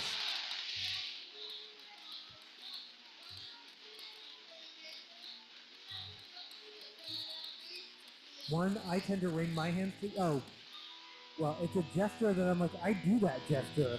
Like, but I'm not. Oh, shit. But that's not the point. The point actually. Yeah. Yahoo Sports. Puka Nakua apologizes after promising he would do an anti-Semitic touchdown during a celebration.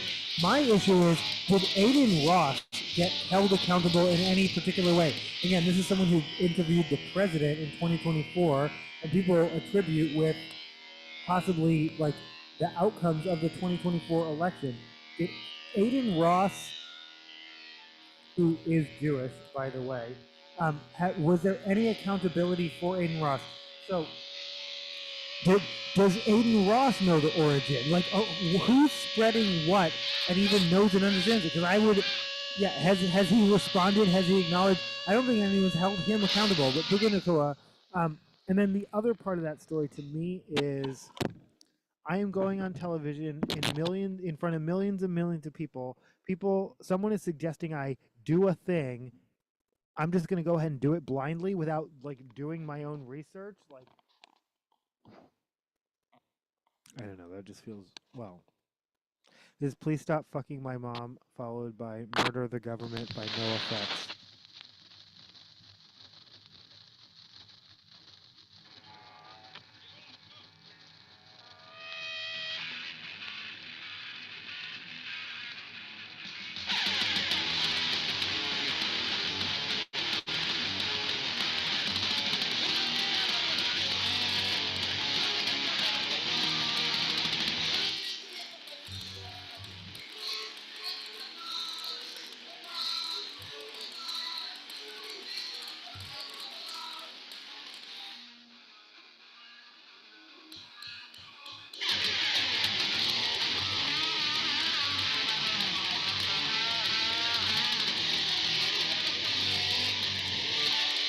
Apparently I lost my one viewer, so I will have to decide for myself where I'm going tonight.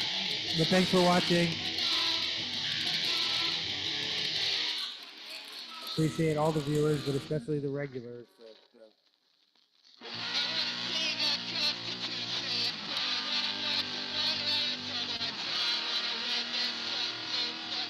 Why do all, sorry, Fat Mike, but Fat Records, why do all the 7-inch labels split?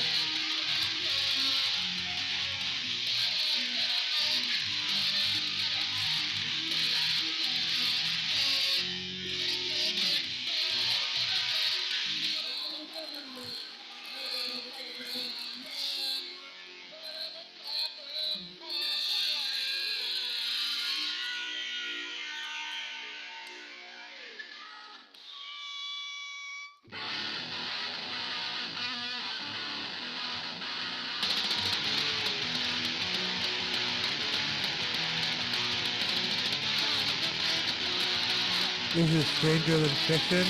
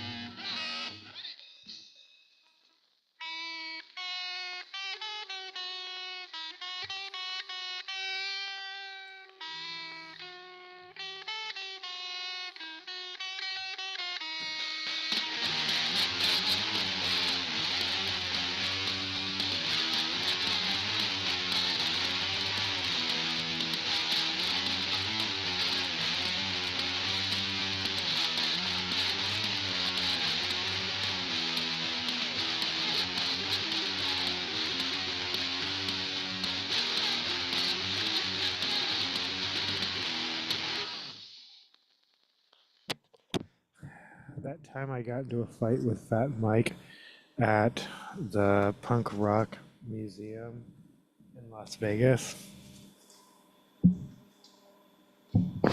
was actually pretty fun. Uh, love you, Mike. This is if my friends could see me now by Sammy Davis Jr. Performed by yeah. Also, I gotta be me.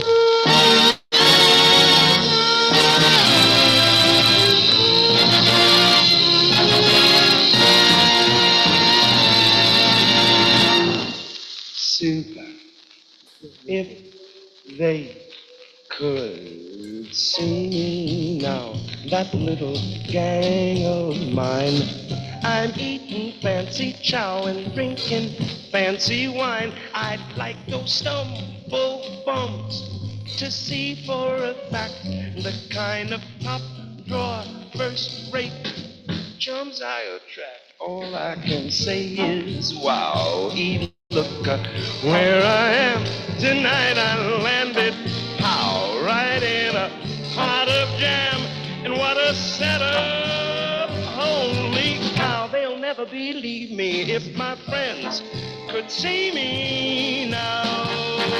If they could see me now, my little dusty group traipsing round this $1,000,000 chicken coop. I'd hear those. But no, the idea of going on national television in front of millions of people, doing a gesture and not knowing it was, but also it's a dance move. But also, all I can say is wow. most dance is interpretive, and most dance. She signed her autograph. What a build-up! Holy cow, they'll never believe me if my friends. I mean, I believe him. I had no idea, but if they could see me now, Vanderbilt quarterback. This is old news. This is, in fact, this is from the 14th. Those are like old news. Quarterback Diego Pavia, after losing to the Heisman to Fernando Mendoza, asked all the voters. Yeah, people are like, sportsmanship.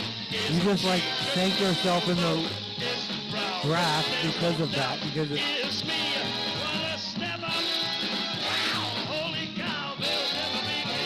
if my friends could see me, if my friends could see me, if my friends could see me now. Take a look at me now. Take a look at me now.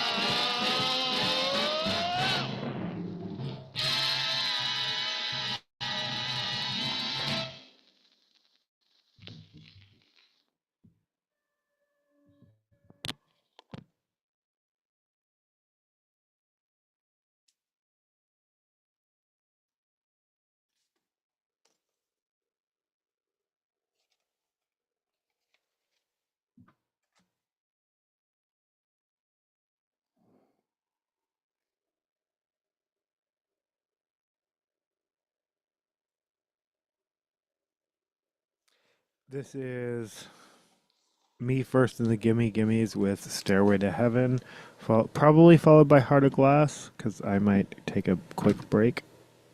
Karma's still here. She's still sleeping on top of the 45s. Otherwise, I would grab that Black Sabbath 45 while I'm on a brief hiatus, but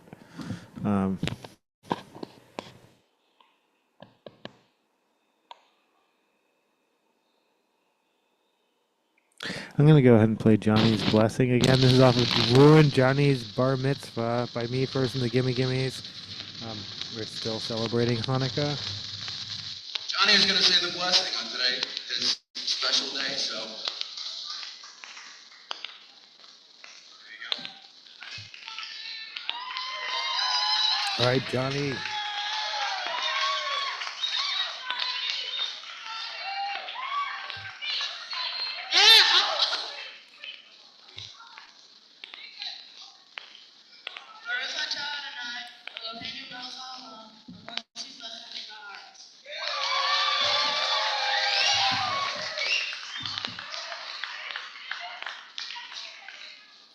How's everybody doing? Anyway, welcome to Johnny Winston's Bar Mitzvah. Me, when I was nervous about converting to Judaism until I realized that's all that is all the Hebrew you would need to speak. Like you don't have to learn all.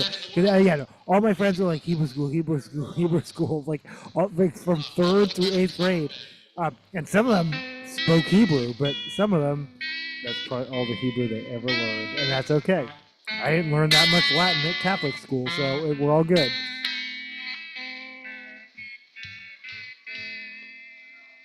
And thanks to the Jewish friends who came to my confirmation.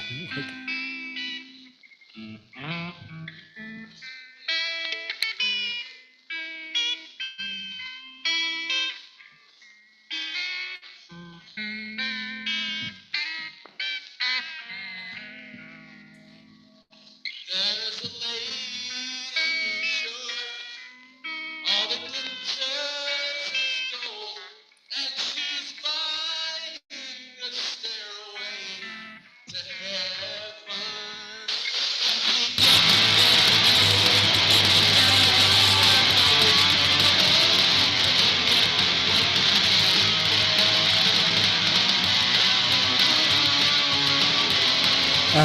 According to People magazine, Giselle Bundchen marries jiu-jitsu instructor Joaquin Valente in Florida 3 years after divorcing Tom Brady. He has good teeth. He has a great smile. She has a type, and I'm not saying he looks like Tom Brady. He doesn't look like Tom Brady, but he has a good smile, and she has a type. I'm just saying that.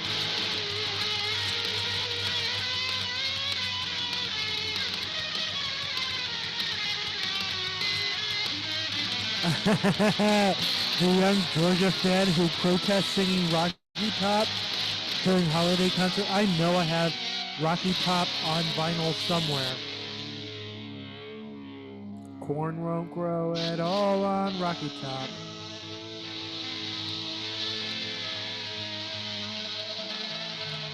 Something, buy it in a jar.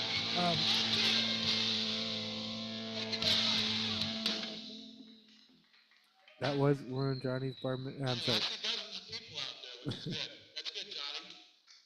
Because the last bar mitzvah we played, that guy couldn't drop a line, so this is a good one right here. Anyway, yeah, what a coincidence, because we have dozens of fans out there. And, Me too. all over the world. That's right. Dozens of fans. This is Heart of Glass. Here we go. This is a cover song, by the way.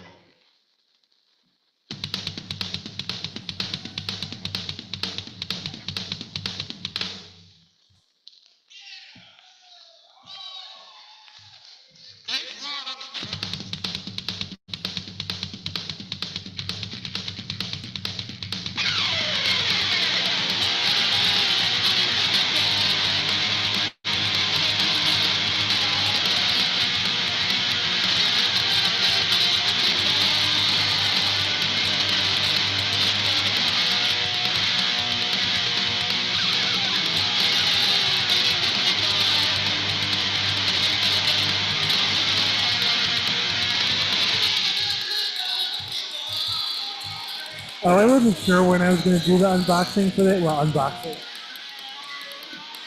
Like, MoveOn.org. So, what professional streamer, professional distribution. When people talk about like those protesters were all paid by um, Jeffrey Epstein, um, Jeffrey Epstein, George Soros.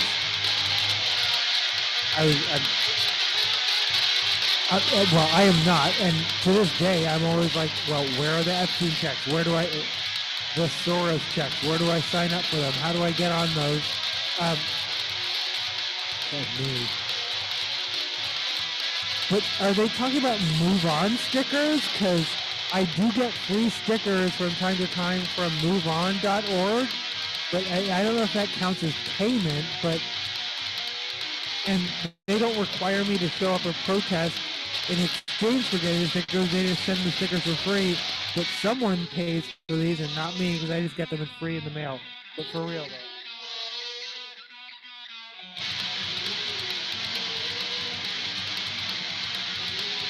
But is that what they mean? Like free shit from MoveOn.org?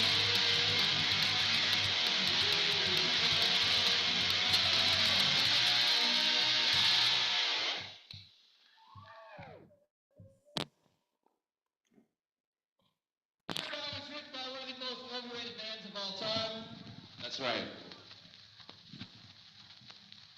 The Took Beatles. a crappy song and made it great.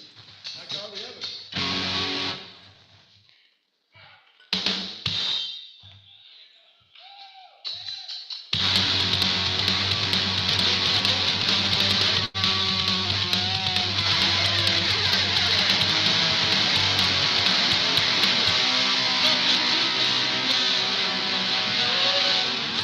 This is not a Christmas song, though if you showed up at Strawberry Fields on Christmas Day in the middle of the day during the early 2000s, you might have run into Yoko Ono.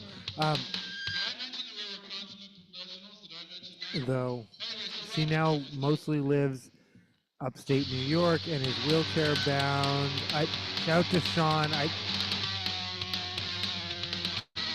want to play some Yoko, but I have to play some Yoko. When you play the Beatles,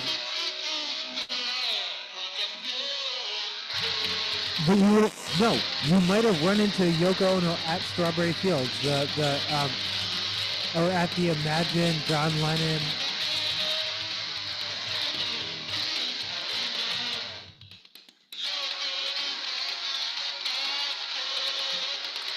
Where my where my family.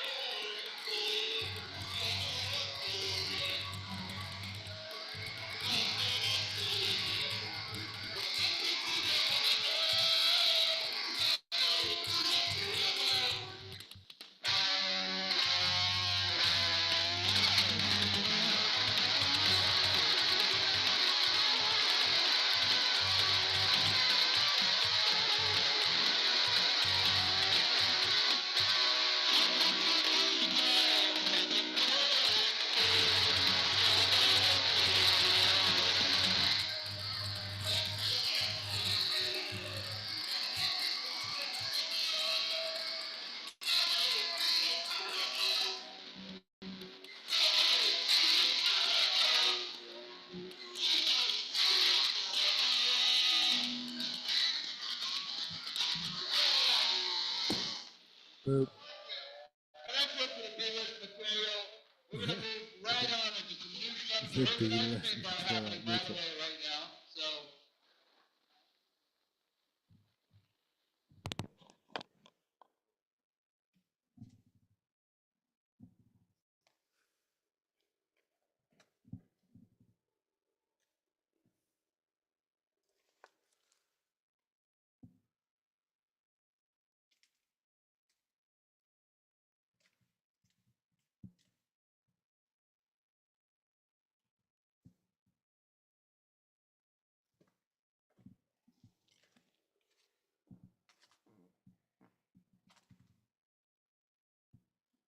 All right, I'm going to take a break.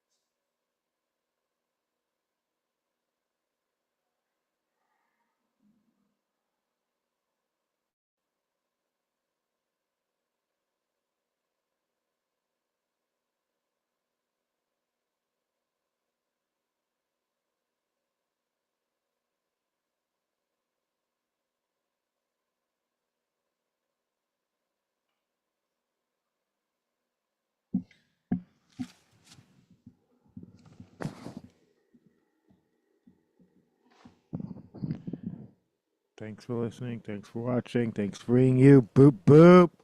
3D edition coming soon. Oh shit. Okay. At some point, I will be shooting and uploading a 3D edition, but I don't know where.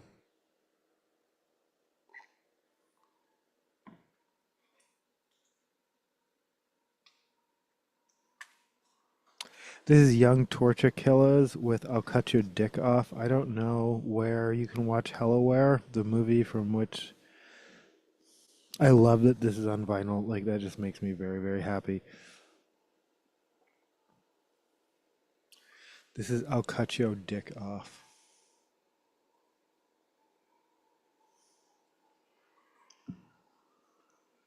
Wait, let me figure out which side do I. I think it's the same song on both sides, so it doesn't matter. Okay.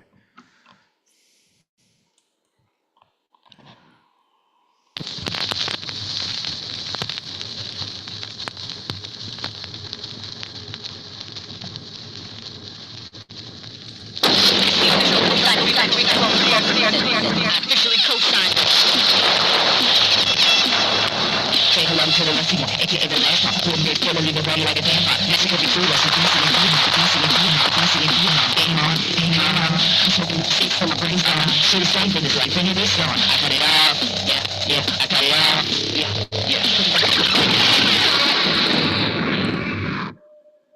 Let's try that again at the right speed.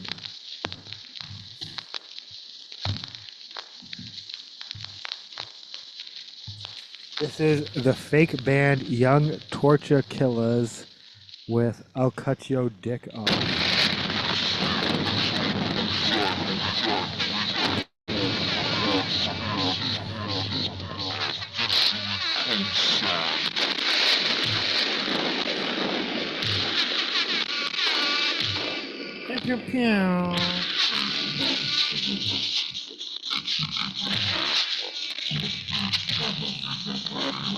Holy shit.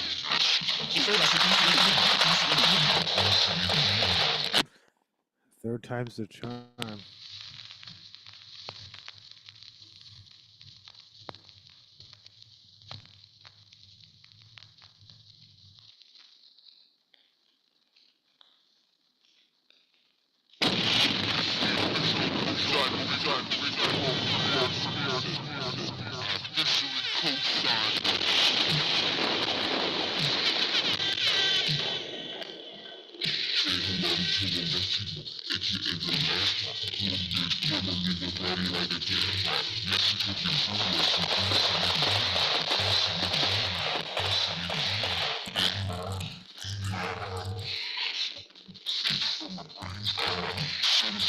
This is Young Torture Killers from the film Hellaware.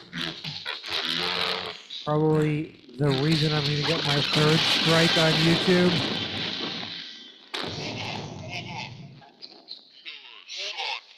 This is not a real band or a real song. Don't ignore the racial slurs, but understand they're for effect.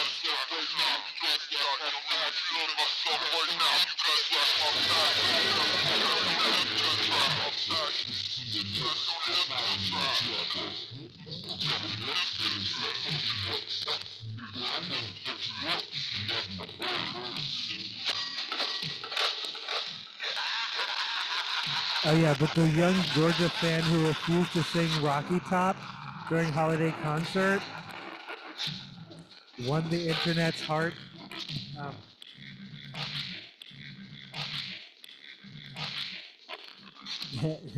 The viral clip shows a young Bulldogs fan shaking his head and refusing to sing along as his classmates performed the Tennessee fight song Rocky Top during a holiday concert. I mean, Rocky Top is a classic folk song. I could sing, and don't make me cover Rocky Top. Good old Rocky Top, Tennessee.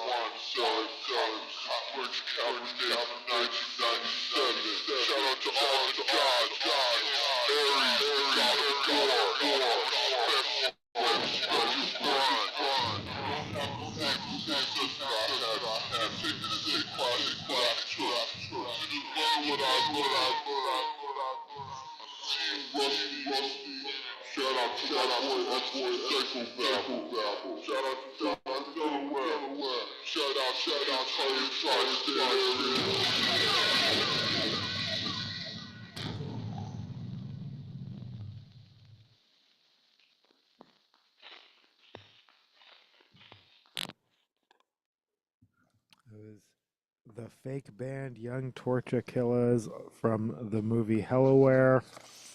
Um,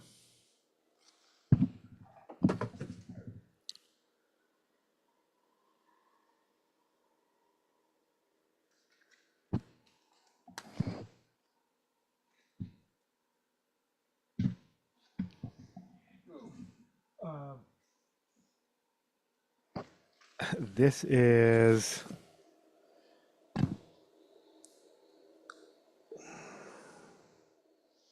from the movie Wolf Cop. This is Wolf Cop looking through the fire, followed by the Wolf Cop.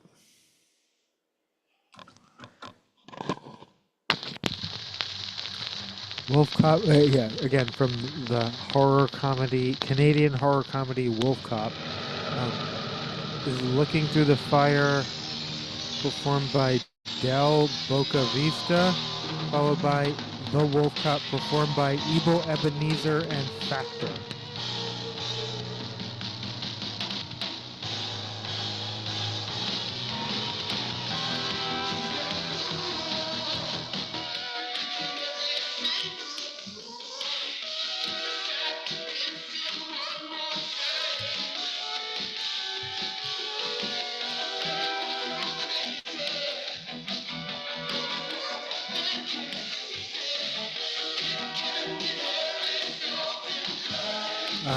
If you're just tuning in, we did our sports stuff, but Michael Jordan, the earliest signature ever, possibly. The previous earliest earned like $30,000 to $40,000. Who knows?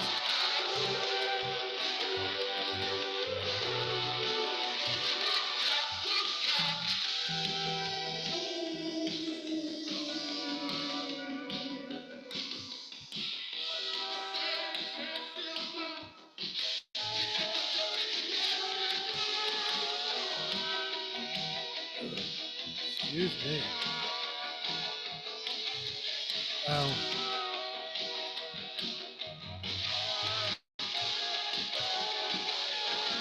We're basically done with sports news, though. What's the deal with Survivor 50 Challenge? It has nothing to do with Trump's weird Patriot Games thing. Survivor 50 is just, is it actually Survivor's 50th season? Okay, well.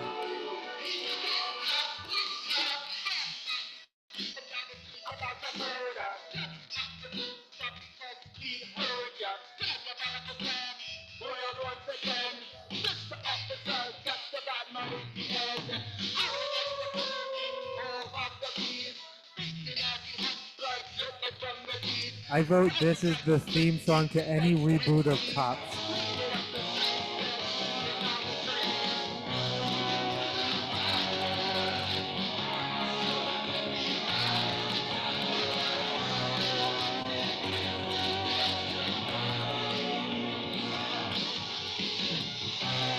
Oh.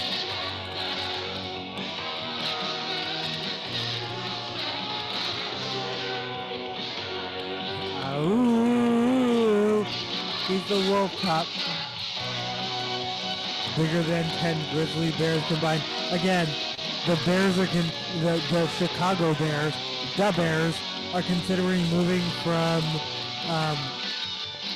Illinois to Indiana, neither of which have native bear populations, but I guess I've been schooled in the comments that there is not such a thing. All bears are migratory, so yeah, okay, that's interesting. Good to know. That was Wolf Cop. I'm sorry, that was Looking Through the Fire. What am I even doing here? That was Wolf Cop Looking Through the Fire. This is, am I doing this now? This is the Wolf Cop.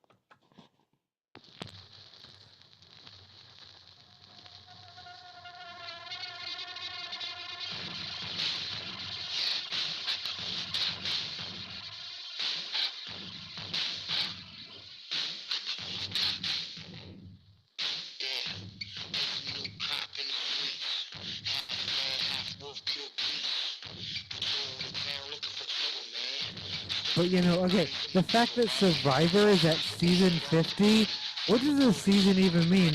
Because Survivor is like half as old, like less than half as old as Saturday Night Live and Saturday Night, right? You know what I mean? Like a season used to mean something. A season, and but also even for Saturday Night Live, I'm like, wait, oh well, Bowen Yang, as we all know, is now leaving. Wait, was that the whole season? Are they done? It's December and we're calling it a season. Like I don't know how seasons work, even on like the big three network anymore, like television anymore.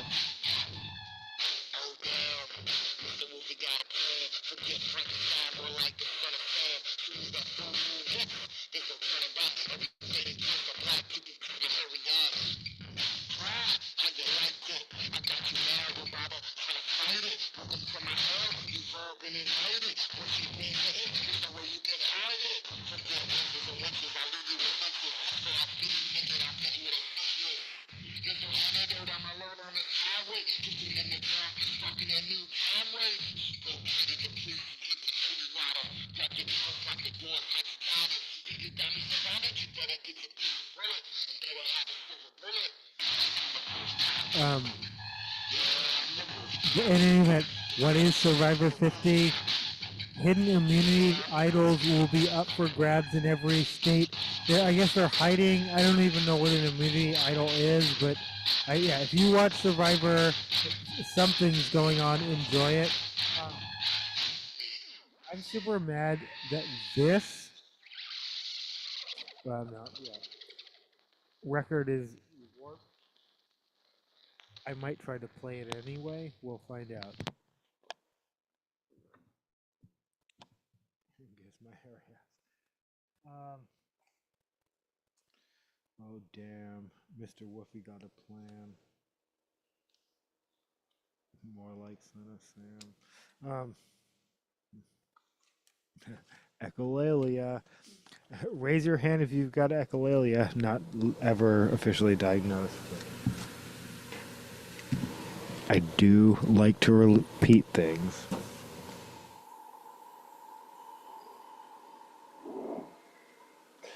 I mean, that sticker feels both timely and outdated. Like I don't know how to describe that.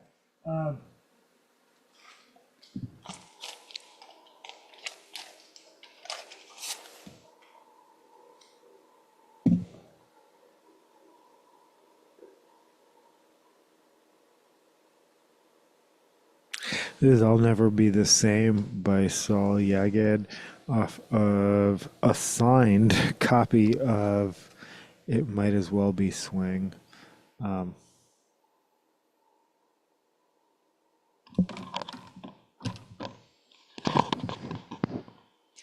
I better not scratch it, which I probably will, as I do all my records.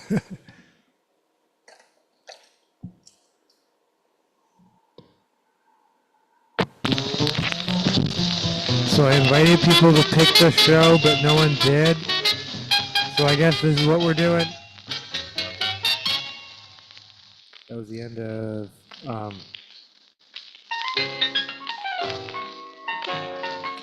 Love Me or Leave Me. This is Saul Yaged. His clarinet and his quartet off of It Might As Well Be Swing. It might as well be. Damn. That's practically swing. What are you doing? That's some wild shit.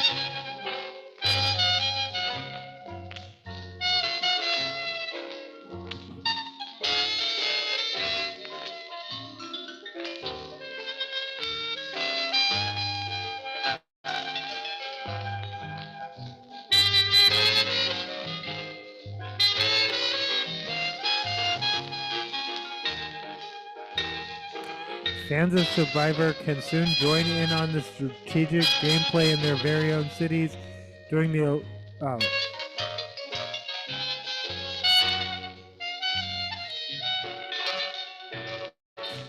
yeah, okay. I have no energy to do a deep dive into Survivor right now. No, yeah, okay. me when I get trapped in the article and I'm like, just move on. Like, there's another article. There's so many articles.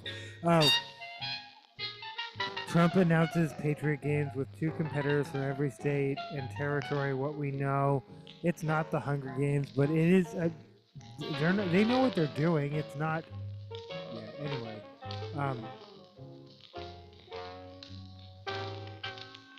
Oh, and I guess it's co-branded with UFC. Is that okay? Anyway, yeah, the White House now for sale.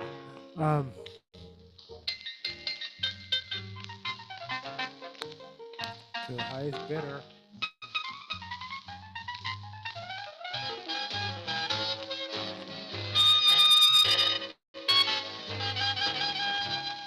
So of course, Saul Yagid on clarinet, with Ken Kersey on piano, Matt Herbert on bass, Harry Shepard on vibes. Feel them vibes. Vibraphone, I believe, is the official name of the instrument. It just says vibes though, because we're hip and cool. And Mickey Sheen on drums. You know he's used some brushes, but that shit's, yeah, no.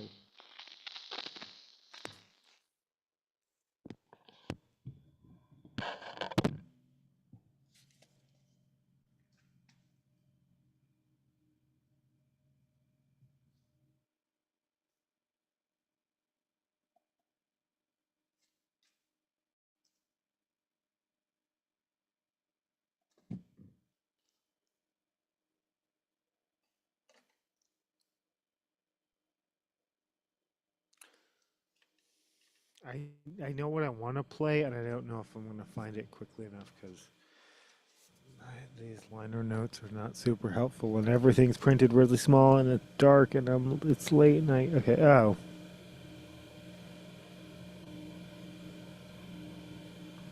This is Moon River followed by Something for the Cat. This is, yeah, Audrey Hepburn, right? Let's find out. Breakfast at Tiffany's.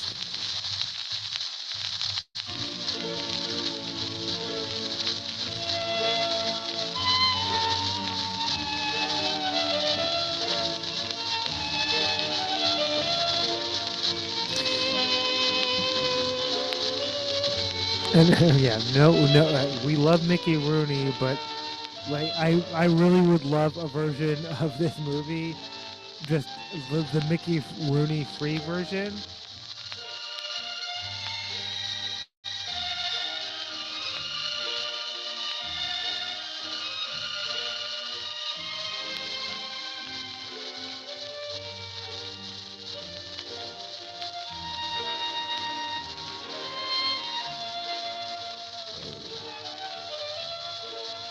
Okay, we're still 4 hours away. I was like, where are we?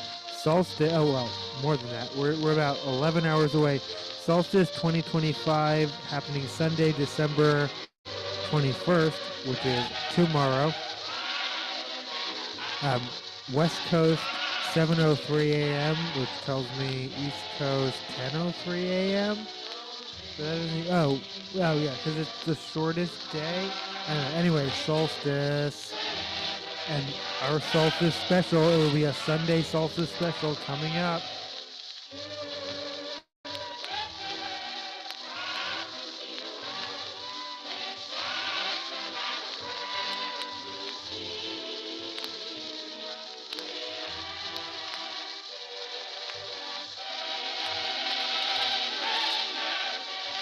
Oh shit, Moon River Cha-Cha.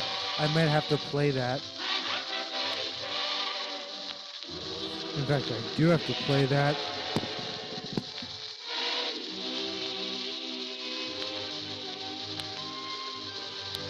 This album does not seem to contain the Audrey Hepburn version. This is Something for Cat. Okay, so first of all, that's Karma.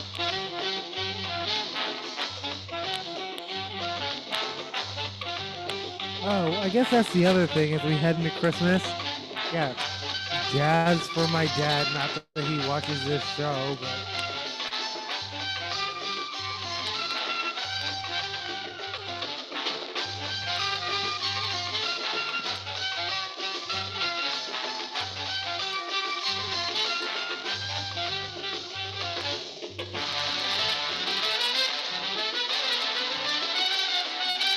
Audrey Hepburn, and George Peppard. Me when I forget that every time.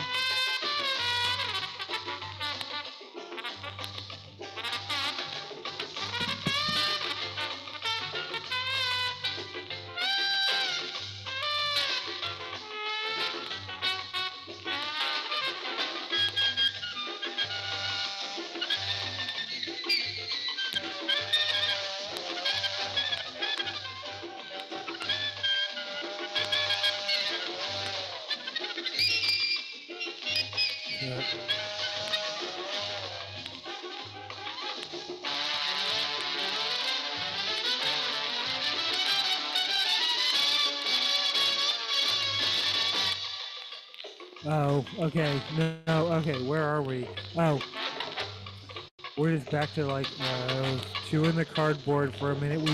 We did our sports. Um, yeah, no, okay. And these are kind of a review from the last episode, but if you missed it, yeah, talking about the Trump children's accounts versus IRAs and 529s. Basically, they are IRAs. Despite the name on them, they might not be a bad thing, and it might not be a thing. I don't know. But also, I need to know more. But they're different from 529s because they don't. You're not required to use it on education, which is valid. One of my issues, yeah, there's nothing wrong with 529 accounts, and they're great. But not everyone goes to college or should go to college, and it exists. The 529 program exists as a weird kind of everyone should go to college program. It does pay for vocational schools, I think, but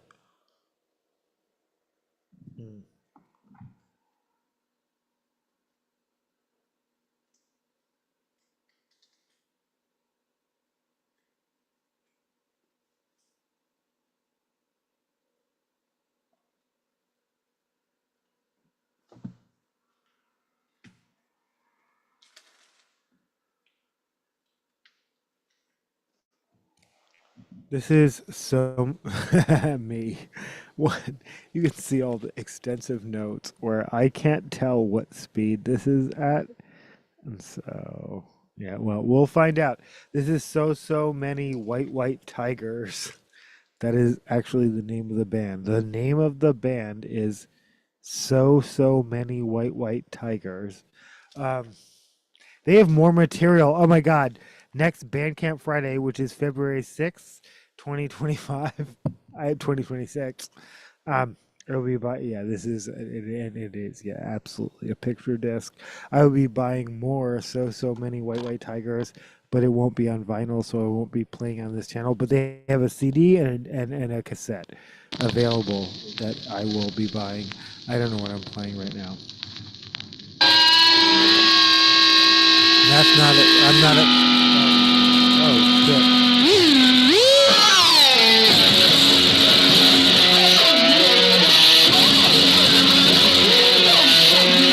I think this is Handsome Cop, but I'm not sure.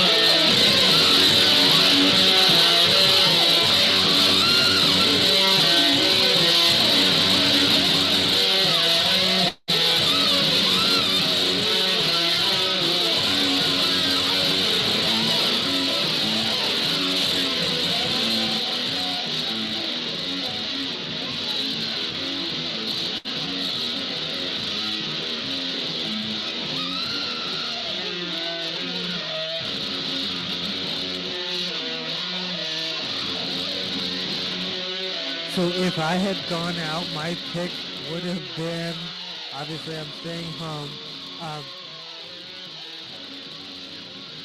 Flood Theory at Cowan Park.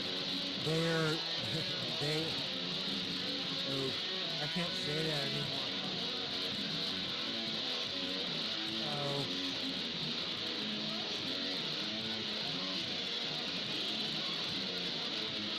They consider themselves grunge, though. Who knows? music categories are garbage because they don't make sense most of the time.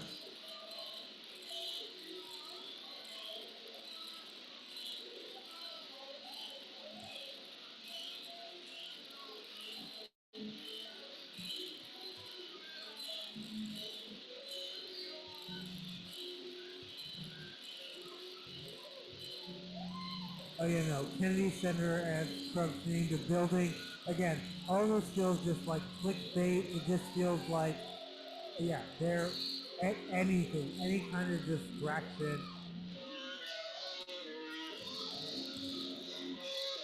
Any kind of distraction.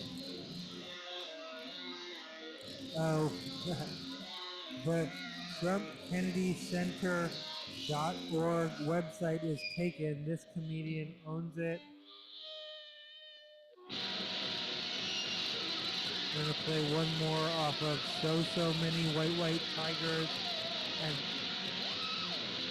yeah, no, I guess it's self-titled because Weird Forest is the record label. It turns out So Many White Tigers is what you're listening to. If you're like, I am a little bit confused as to what I'm even listening to.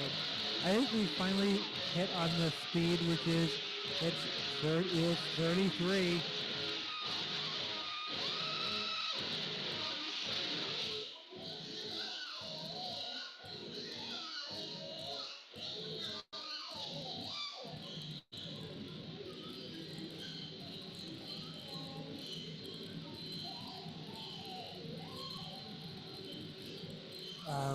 We are approaching a time where if I was going to see Crack Sabbath, I still would have to, yeah, I've given up on going to see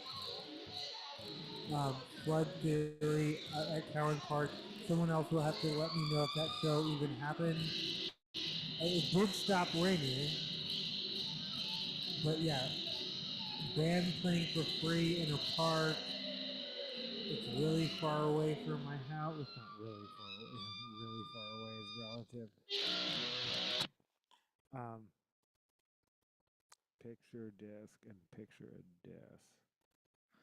Yeah, picture disc and picture that.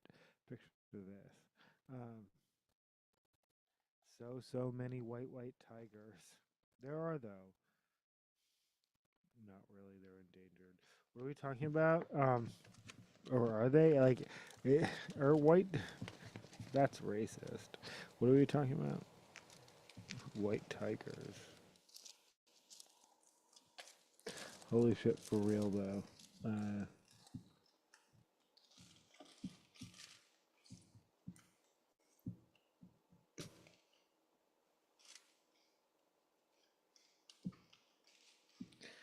Oh wow, oh wow. Okay, this is really actually happening. Oh, and I also love that you don't see this outside of Reprise Records. These like I don't know. Oh, or did they make a comeback? Who's producing these and where do you? Oh, or did okay. Anyway, so many questions, so little answers. Thanks for listening. Thanks for watching. Thanks for being you.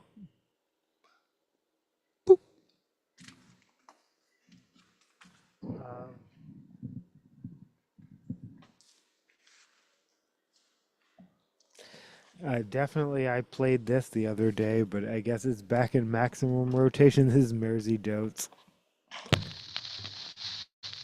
Eating lamb. What are we talking about?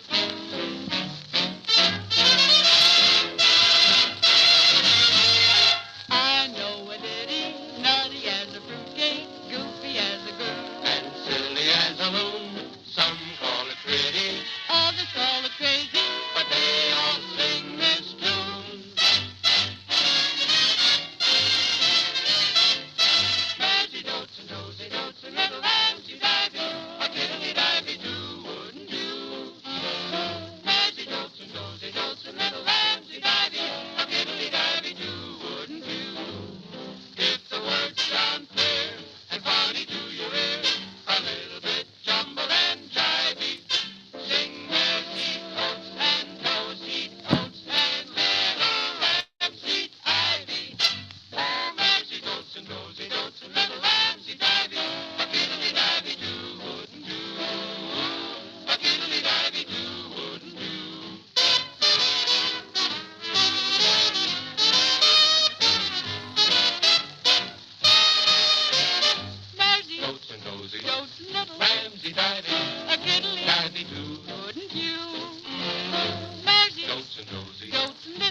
As soon as Trump began gutting the Kennedy Center board earlier this year, I thought, yep, that name's going on the building, explains Toby Morton, a comedy writer with South Park, Mad TV, and other credits, who buys political domains and turns them into a satirical website as a form of activism.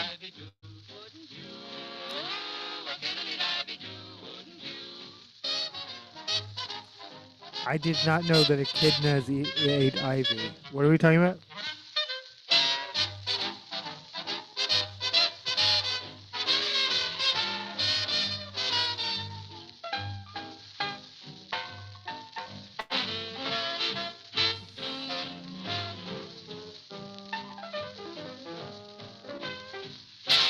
Anyway, yeah, no.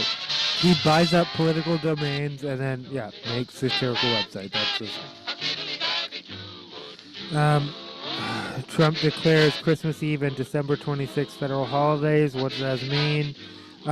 Mostly annoyance to HR directors everywhere and accounting departments, but especially haphazardly at like a last minute, like he just came up with the idea or was probably watching Fox or whatever and just decided it last minute. You could have shown strength by waiting a year and announcing this next. Oh no, but it's all about the midterm. This is all. Is that what all this song and dance is about? Is just the midterms?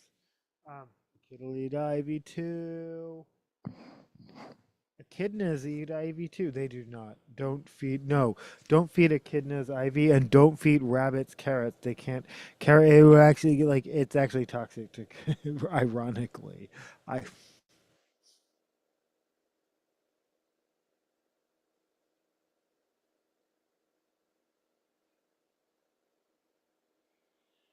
Oh, as I'm looking for a four-leaf clover.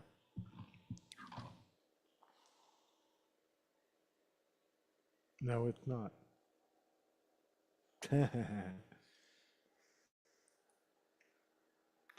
kid will eat ivy too. I know what we're doing even here. Like, yeah. They, oof.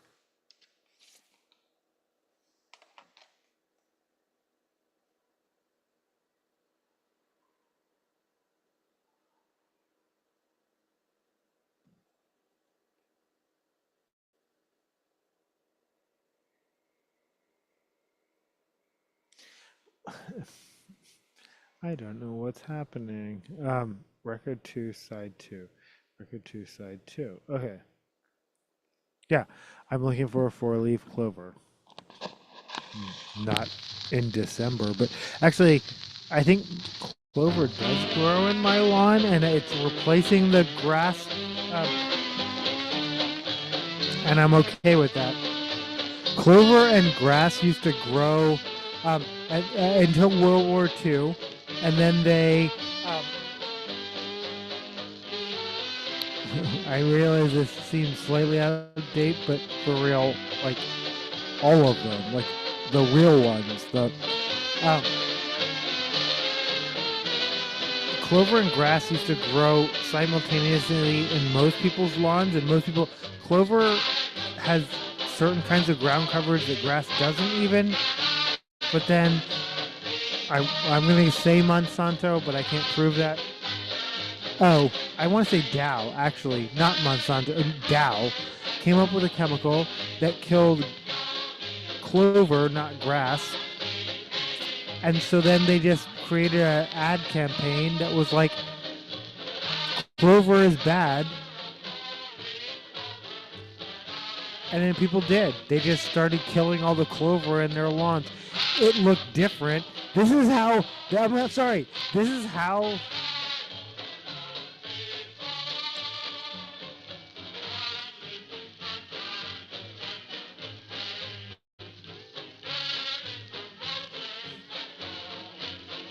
I don't know what I was going to say. This is how discriminatory. That doesn't look exactly like the rest of my lawn. Kill it. clover grows in my lawn, and I hope it overtakes the rest of the grass year after year. I don't. Yeah. Anyway. But yeah, no, it started like growing up in patches. My house was built in 1945, so a lot of things that people weren't doing in the 50s and afterward, like randomly killing one plant over another because a chemical company told you to, they weren't doing when this house was established.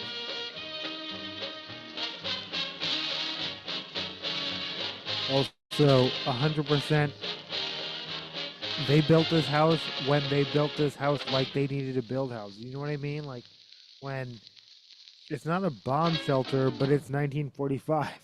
Um,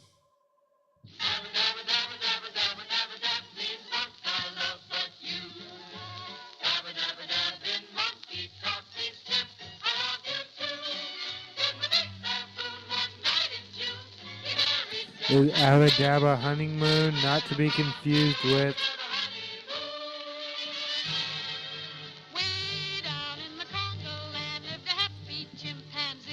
Okay, no. I don't know why. I already feel like, I don't know where this story is going, but it's making me uncomfortable, and I think I'm going to play one more off of this record, and I'm not sure. Record 2, side 2.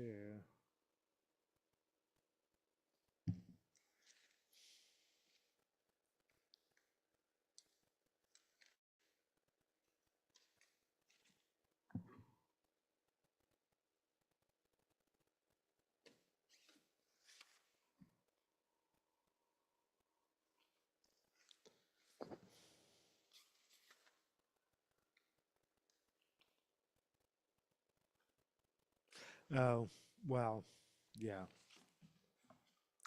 I don't, yeah. Rocky Top is not on here. However, as far as sing-alongs that you may or may not feel comfortable with, depending on where you live.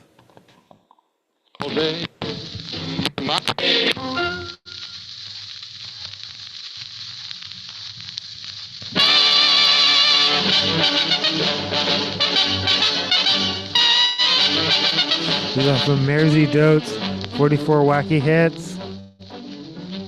While I was walking down the beach one bright and sunny day, I saw a great big wooden box a-floating in the bay. I pulled it in and opened it up, and much to my surprise, ooh, I discovered a right before my eyes. Ooh, I discovered a right before This is my not what I eyes. planned to play, picked it but up and ran to town as happy as a king. I took it to a guy I knew who'd buy most anything.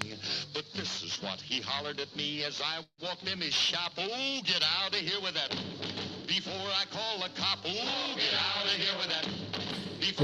This is The Thing by Full Harris. This is actually kind of fun. Running for my life, and then I took it home with me to give it to my wife.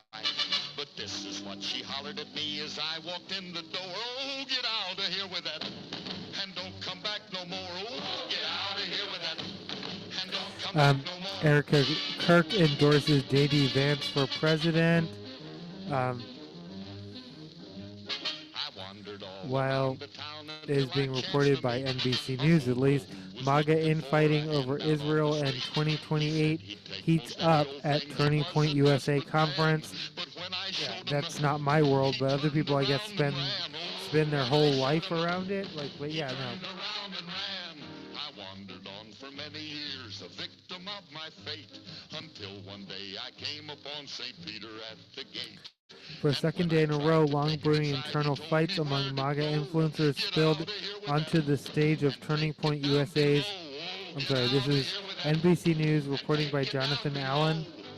The moral of the story is, if you're out on the beach and you should see a great big box and it's within your reach, don't ever stop and open it up. That's my advice to you. What's in the box? What's in the box? Speaking of 20-year-old spoilers, we have decades-old spoilers. What's in the box? What's in the box? What's in the box? seriously though. Why didn't James Brown do? What are we talking about? Oh, sorry.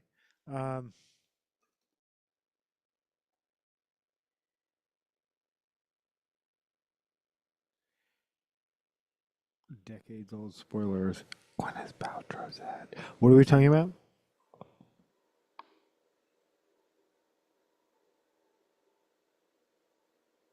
Goop. Oh, Coldplay. Yeah, nope. We're still talking about that. Um,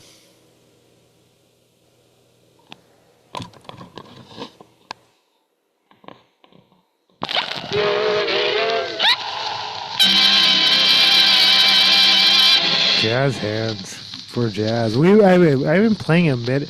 Oh, because my dad loves jazz. Not that my dad watches this show, but I'm playing a bunch of jazz. The stars at night are big and bright. Deep in the heart of Texas, the prairie sky is wide and high. Deep in the heart of Texas, You know I have to. the sage in bloom is like perfume.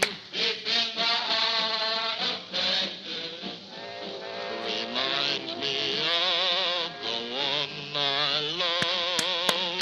Deep in the heart of Texas.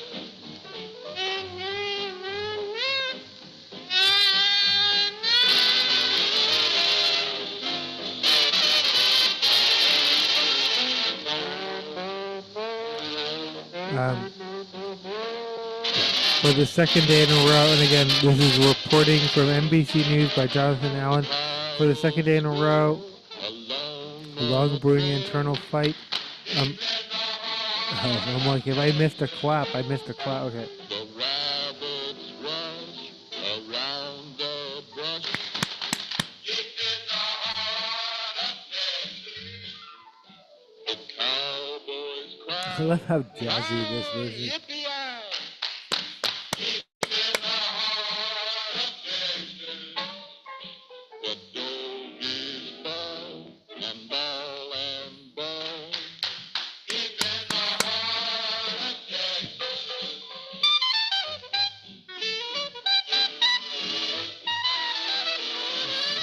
The jazz episode for my dad.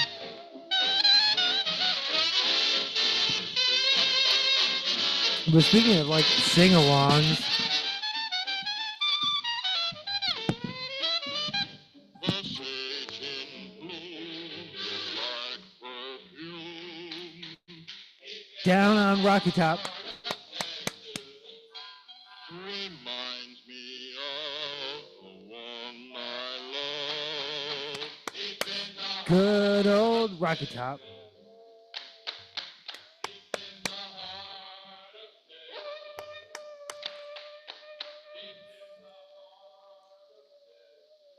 Good old Rocky Top. What are we talking about? Rocky Top, Tennessee. No, me, when I'm just like, let's just conflate all the novelty songs together. Boop, boop, boop, boop, boop, boop, boop, boop, boop, boop, boop. Oh, and I know what I want to play. Speaking of novelty songs. Okay, well.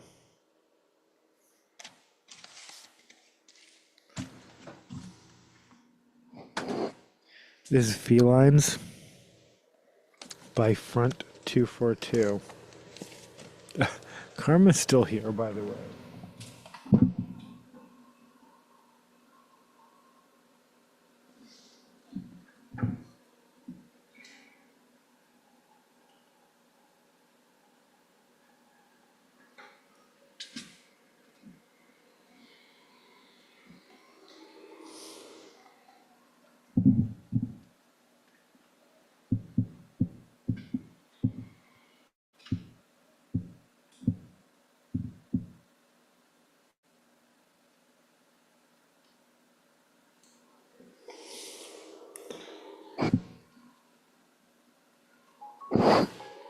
Boopy doop boop.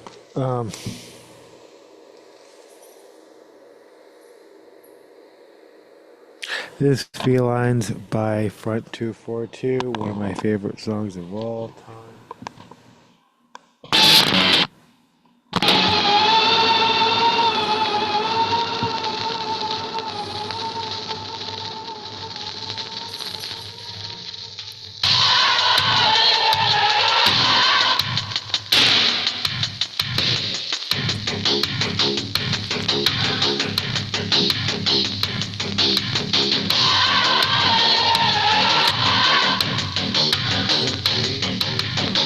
They come to track down the city.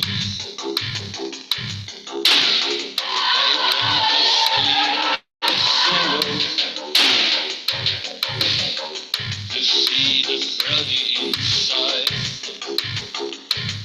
Yeah, we're still talking about, I guess, Turning Point USA's conference.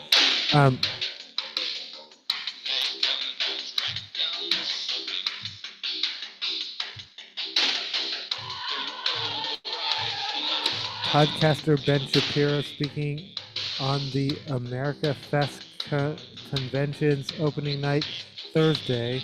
So, yes, this is old news because this is a few days old. Ripped into right-wing broadcasters Tucker Carlson, Steve Bannon, Candace Owens, and Megyn Kelly, as well as white nationalist Nick Fuentes. At the core of his arguments is the case that Owens had peddled conspiracy theories without objection from Kelly and other prominent conservatives about Kirk's assassination. Those theories include suggestions that foreign governments, including Israel, and employees of Turning Point USA could have been involved.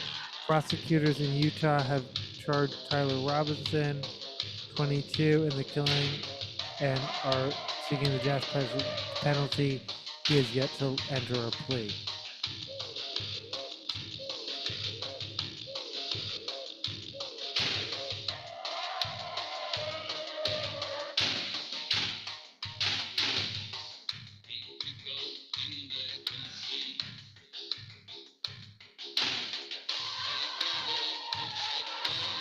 The conservative movement is also in danger of charlatans who claim to speak in the name of principle but actually traffic in conservatism. One of the ways you can actually figure out, I'm sorry, this is Ben Shapiro I'm quoting, but one of the ways you can figure out if someone's bullshit or not is if they're making up words. Conservatism isn't a word. Neither is lawfare. Neither is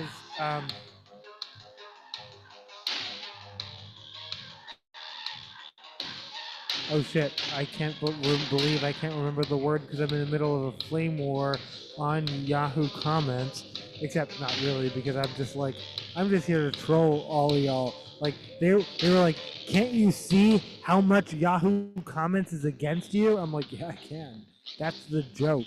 I'm just here to flame y'all and joke, troll y'all, because well, not to be ageist, but then yeah.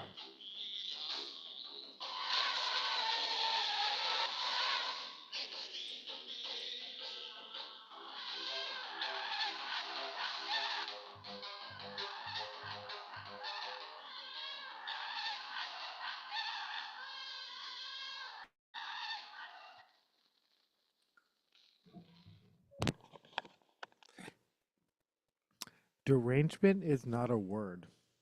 So if you believe it's a syndrome, and actually if you believe because you've been convinced, derangement, if anyone who uses the word derangement, it's not a word, it's not a medical condition, it is a code word that you participate in a cult, but derangement is not a word. So any kind of syndrome you attach to that, because deranged, those are legal, those are words, but derangement is not a word. Y'all made up a phrase and then signaled wink wink to anyone who sees you using it that it's bullshit because it's not a word. and it's definitely not a medical condition. I don't know what's wrong with y'all.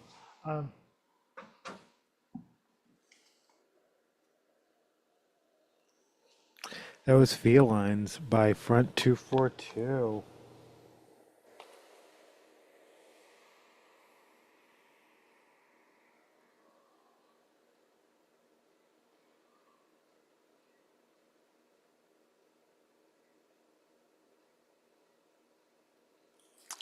This is Paul Wester. Oh, well, let's just see what's happening here.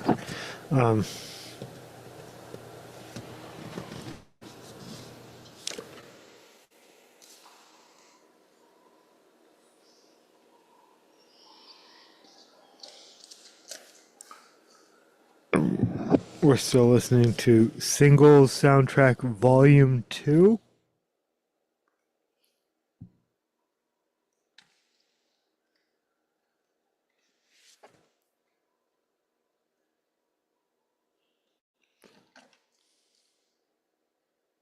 This is Paul Westerberg with Dyslexic Heart, but I'm probably going to play Solid Gold Heart by Jad Fair and Danielson next. Oh, me. I'm playing it, but I'm not actually playing anything. Okay.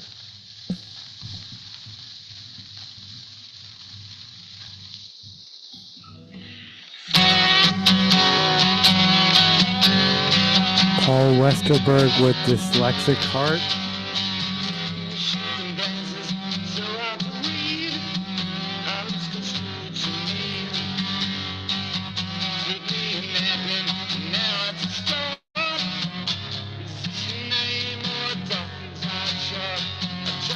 BRB.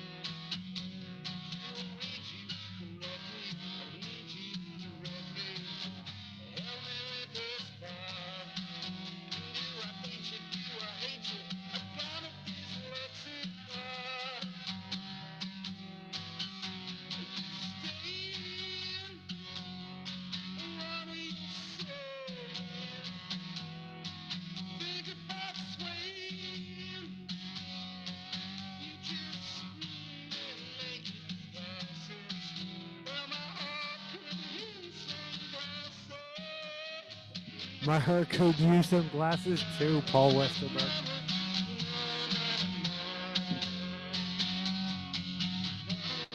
Still mad, so mad that this is warped. Jesus or Gino, yeah, okay. I'm gonna buy another copy of this. I'm just gonna have to figure out like where it up.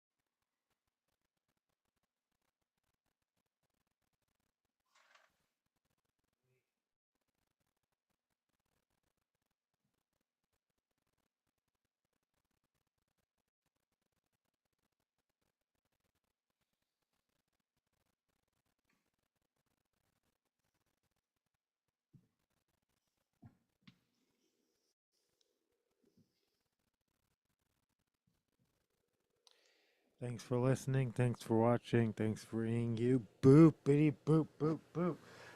That was Dyslexic Heart by Paul Westerberg off of the Singles Volume 2.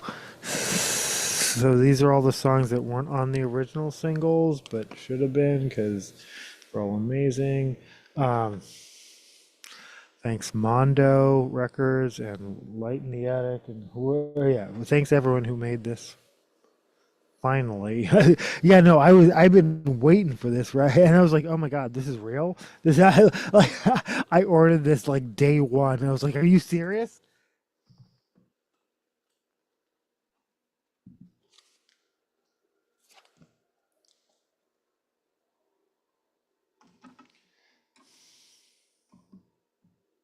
This is Solid Gold Heart by Jad Fair and Danielson off of Solid Gold Heart.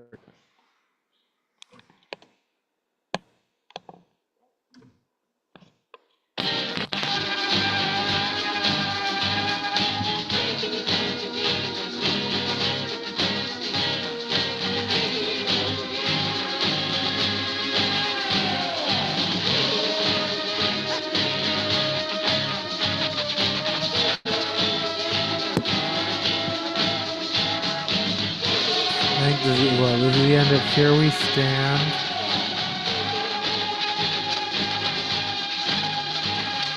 Oh shit. No. This is Solid Gold Heart. I think.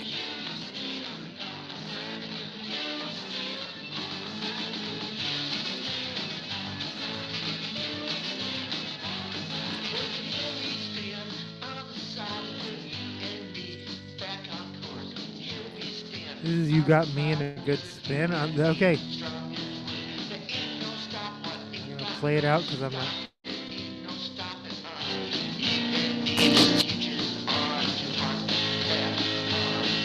That's not Solid Gold Heart, but I'm going to play it out. Jad Fair and Danielson.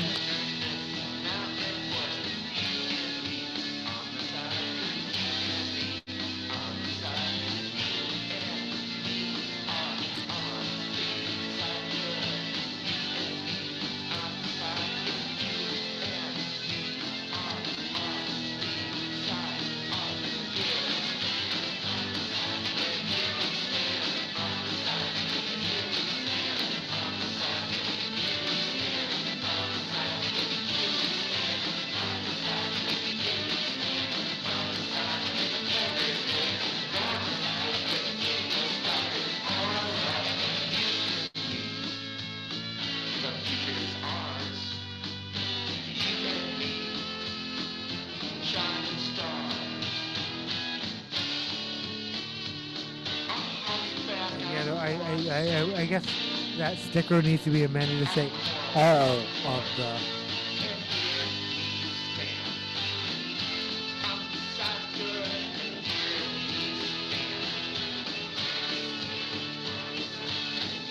Or arrows. Hunger Games, Catnip. Okay, there were a couple of times in one of the Hunger Games movies where she's walking, she got the quills, her arrow quills, but I'm like, why does she have the Terminator claw? You know what I'm talking about? Like,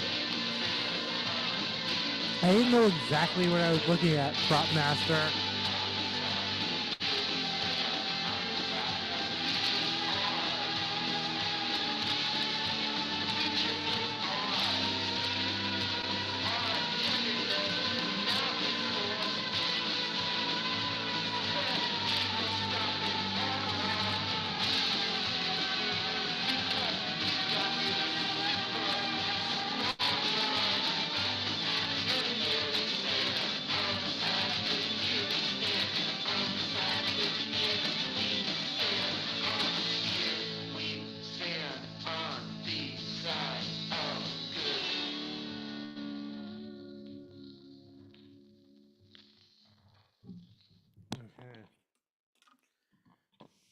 This is Solid Gold Heart. I love this song. This is one of my favorite songs of all time. For real.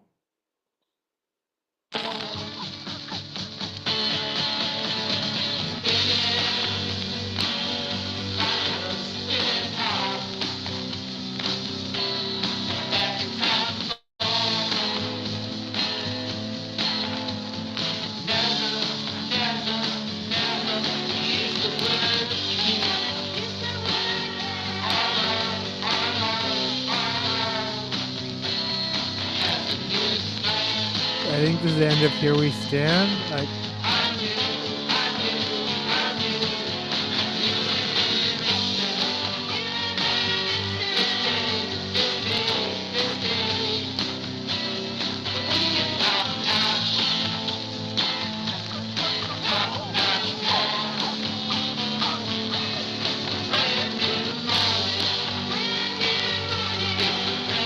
Mixed by Kramer and Daniel at Familiar Studio, Clarksboro, New Jersey. Mastered by Kramer at Noise, Miami. Produced by Daniel and Jad. Cover art by Jad. Words by Jad Fair. Music by Daniel C. Smith. Copyright 2014 Fair Smith. Admin by New Jerusalem Music.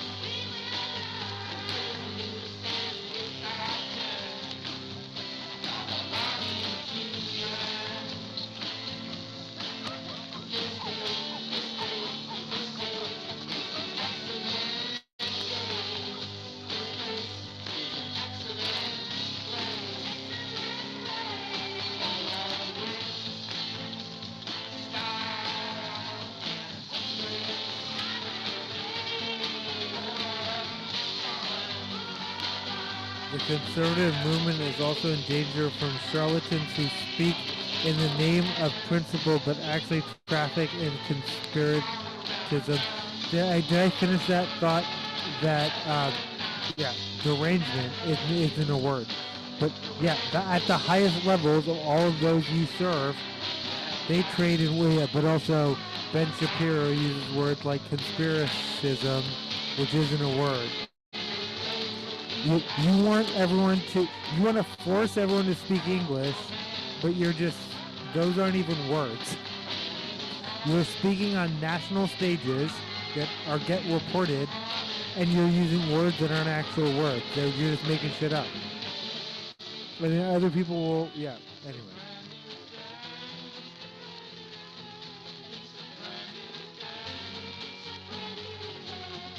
He condemned Carlson for hosting Fuentes,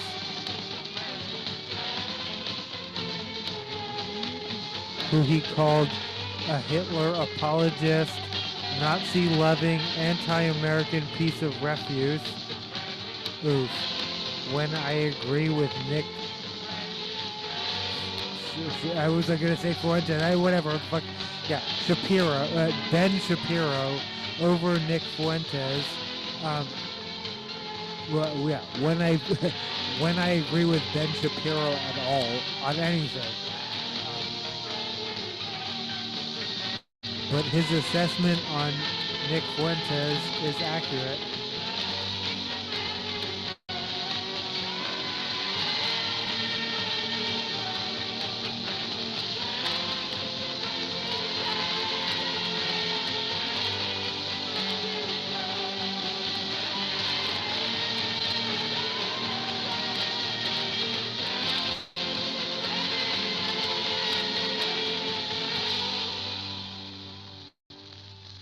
Alright, I am 100%.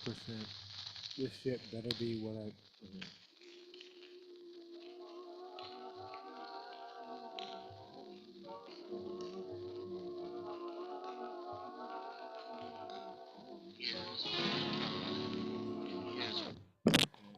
No, for real.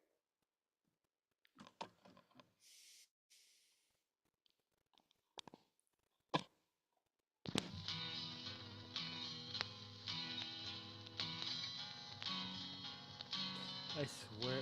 Solid good heart will never rust, is filled with trust. Each and every dust particle in the world will agree with me about this one thing. Solid gold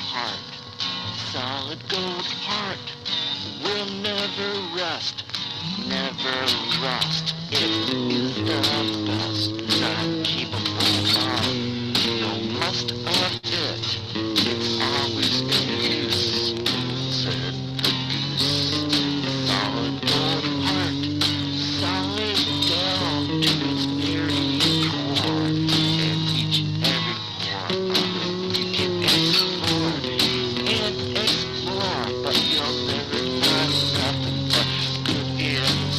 Bannon fired back on Friday night from the same stage, accusing Shapiro of wanting to take over Turning Point USA and putting Israel's interests ahead of the USA. Well, the boot continues.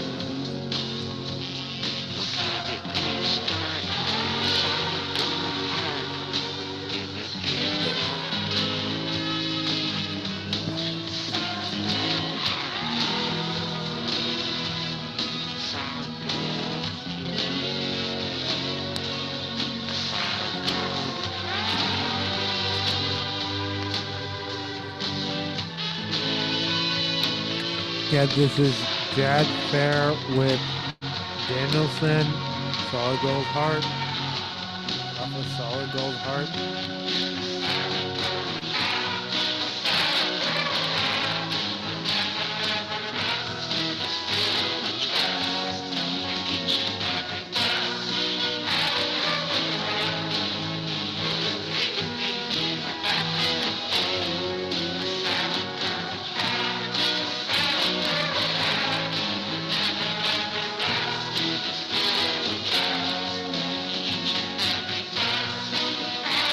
The back and forth amounts to a flashpoint among conservative influencers over U.S. policy towards Israel and a sign that leaders of the MAGA movement are jockeying for power as President Donald Trump's final term.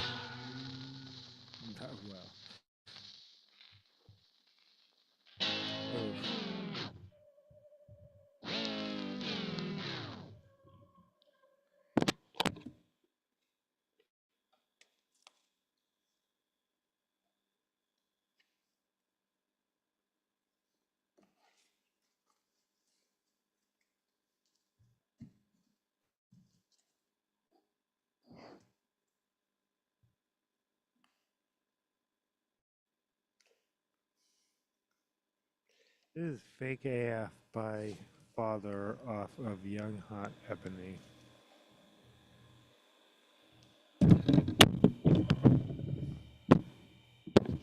Unless it's Look at Rest. It's not Look at Rest, though Look at My Rest is still like, yeah, okay. I fucked up my wrist. Yeah. Oh, this is Look at Rest, isn't it? Okay.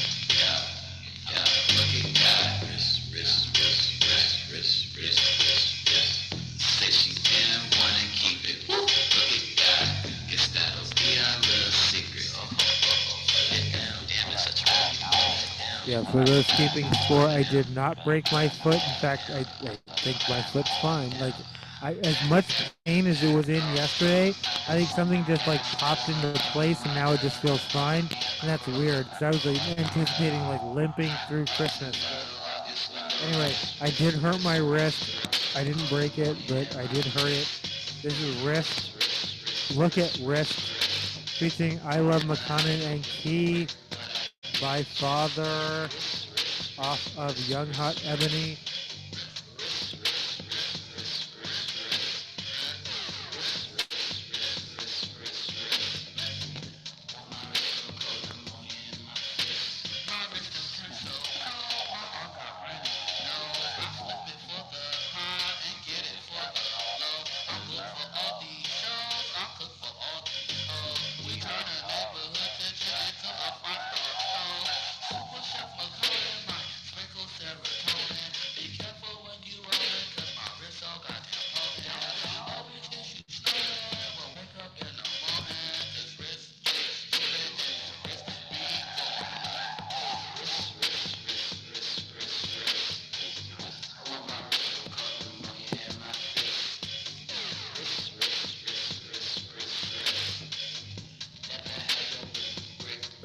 Roxanne 20. Okay, I feel like there's more. Yeah, there's more that could be.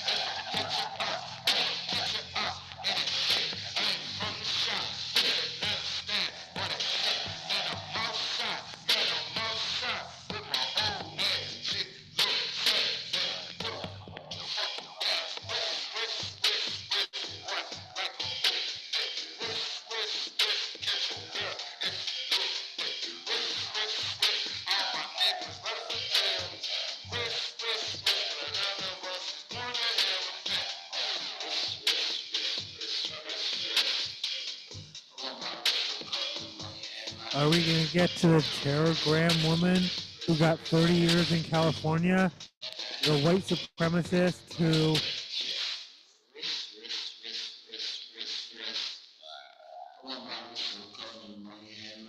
Probably not, but yeah.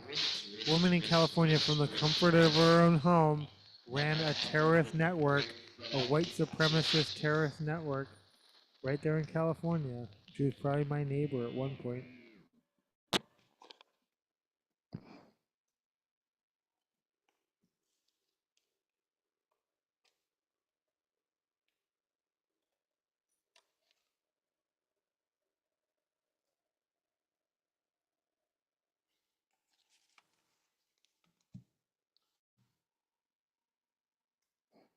This is the Shags with my pal Foot, which again, my wrist is fine, my foot is fine, but I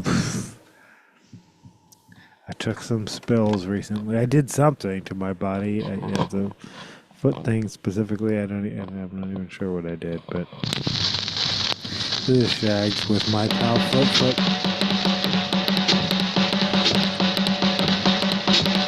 Speaking of cults, which we weren't, fuck Austin Wiggins. Sounds like a fucking abusive. Oh.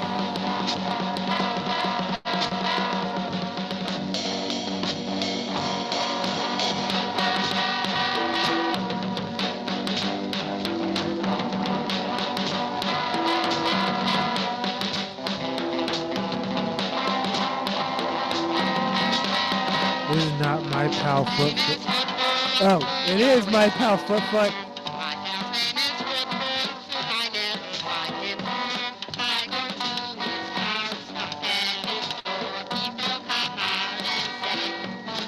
Kurt Cobain's 5th favorite band of all time, for real. That's actually...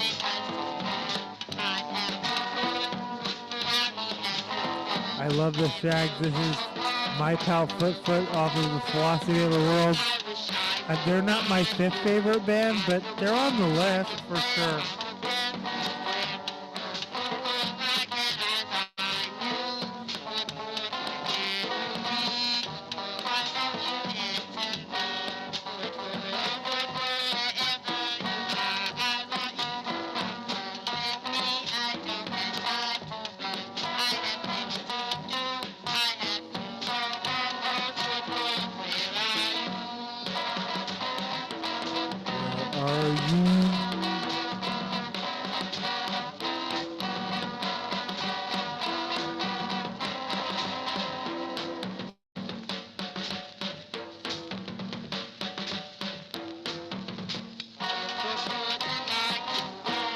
You've never heard a drum solo like that before.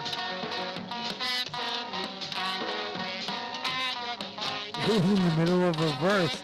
That's what made it wild.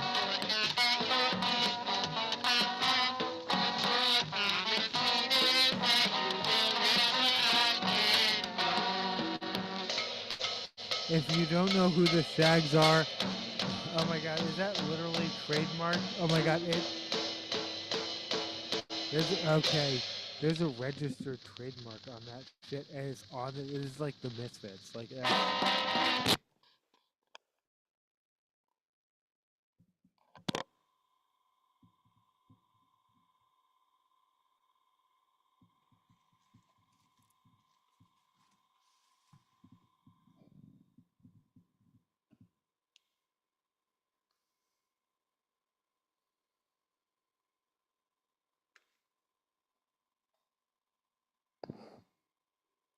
This is I'm Coming Out by Diana Ross. The back is called Give Up. Wow, that's dark. Don't give up. 988 text 74171.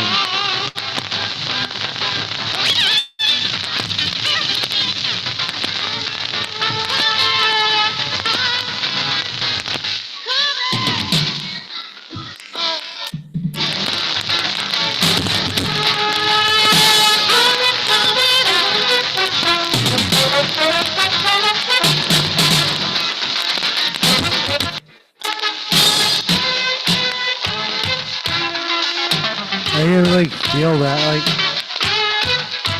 why is that?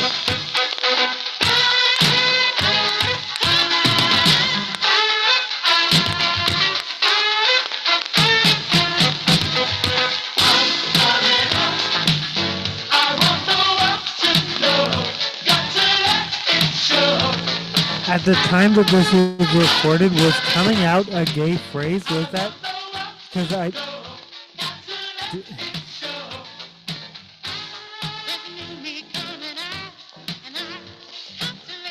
Just asking for a friend.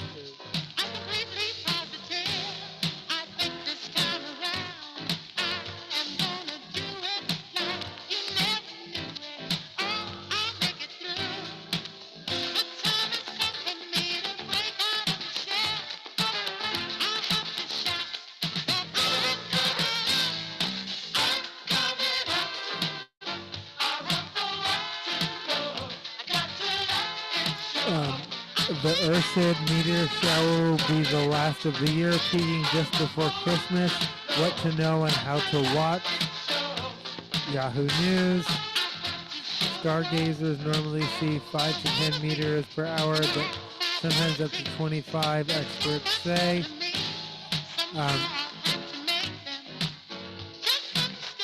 Shooting stars. It'll peak Sunday night to Monday. Happy solstice, y'all. But it will be visible through December 26th, so Christmas meteor shower, depending on where you are in the world.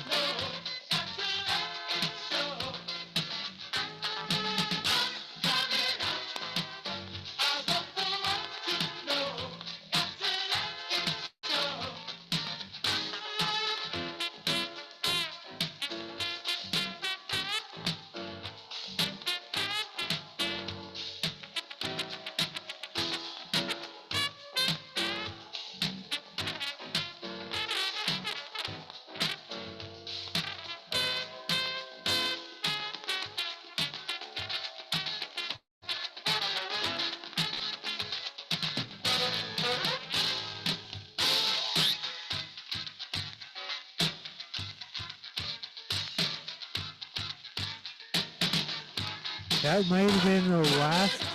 This might have been the last song that tracked was a piano. You know what I'm talking about? Like a swipe, like a.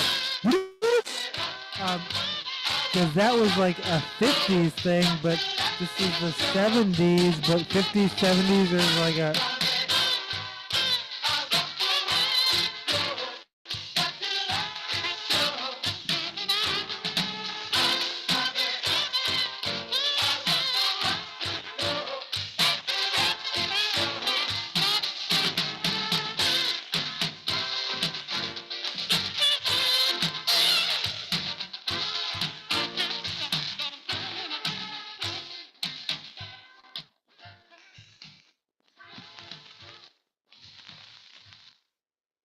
Hi, Kamzi. You here? You here for it? What are you here for? This is what we came for.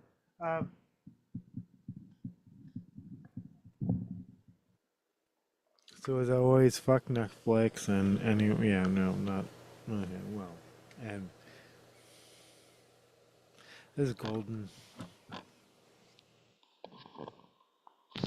So after the Jake Paul fight, I guess they posted a new platforming fuck Dave Chappelle, and I will take every opportunity to say that.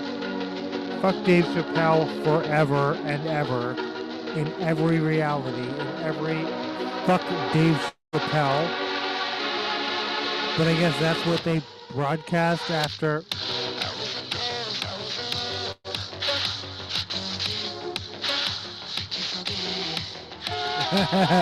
Karma loves this song. It's true. You do love this song. I'm not saying you showed up for it. I hate.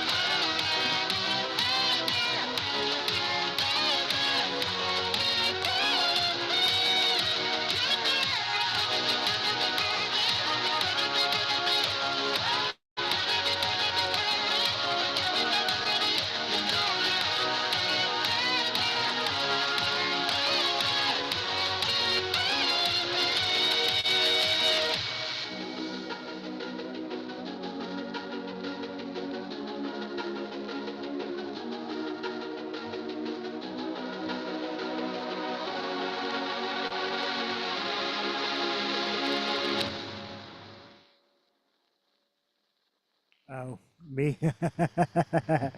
Every single time when I think there's another drop, after the drop, they end. Oh shit. Oh, sorry, Kamzi. All right, well, beautiful vinyl. It's like golden. It's actually golden. The 7-inch. Um, like I'm supposed to be. Um,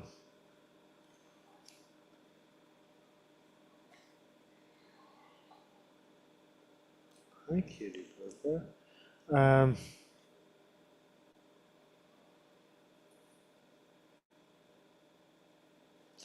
All right. Well, if you're gonna literally title the episode "Hunger Games," you got to play Hanging Tree.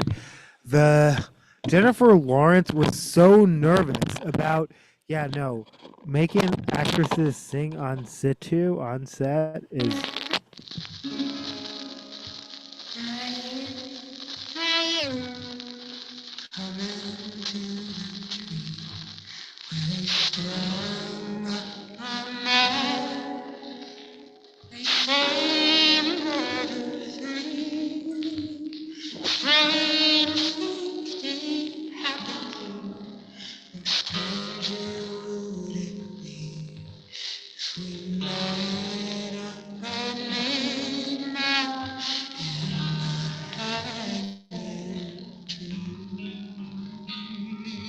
I feel like this is the end of the episode, but I'll let you know in a second.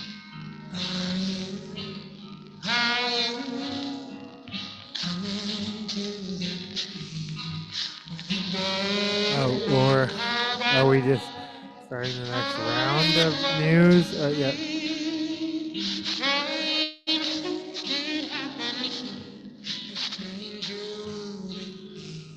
U.S. seizing another boat in the Caribbean, and this is according to ABC News, but its sources.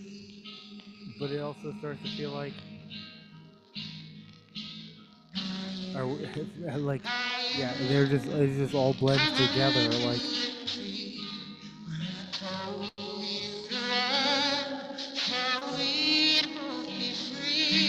according to Associated Press, U.S. military to stop shooting pigs and goats as a way to train medics for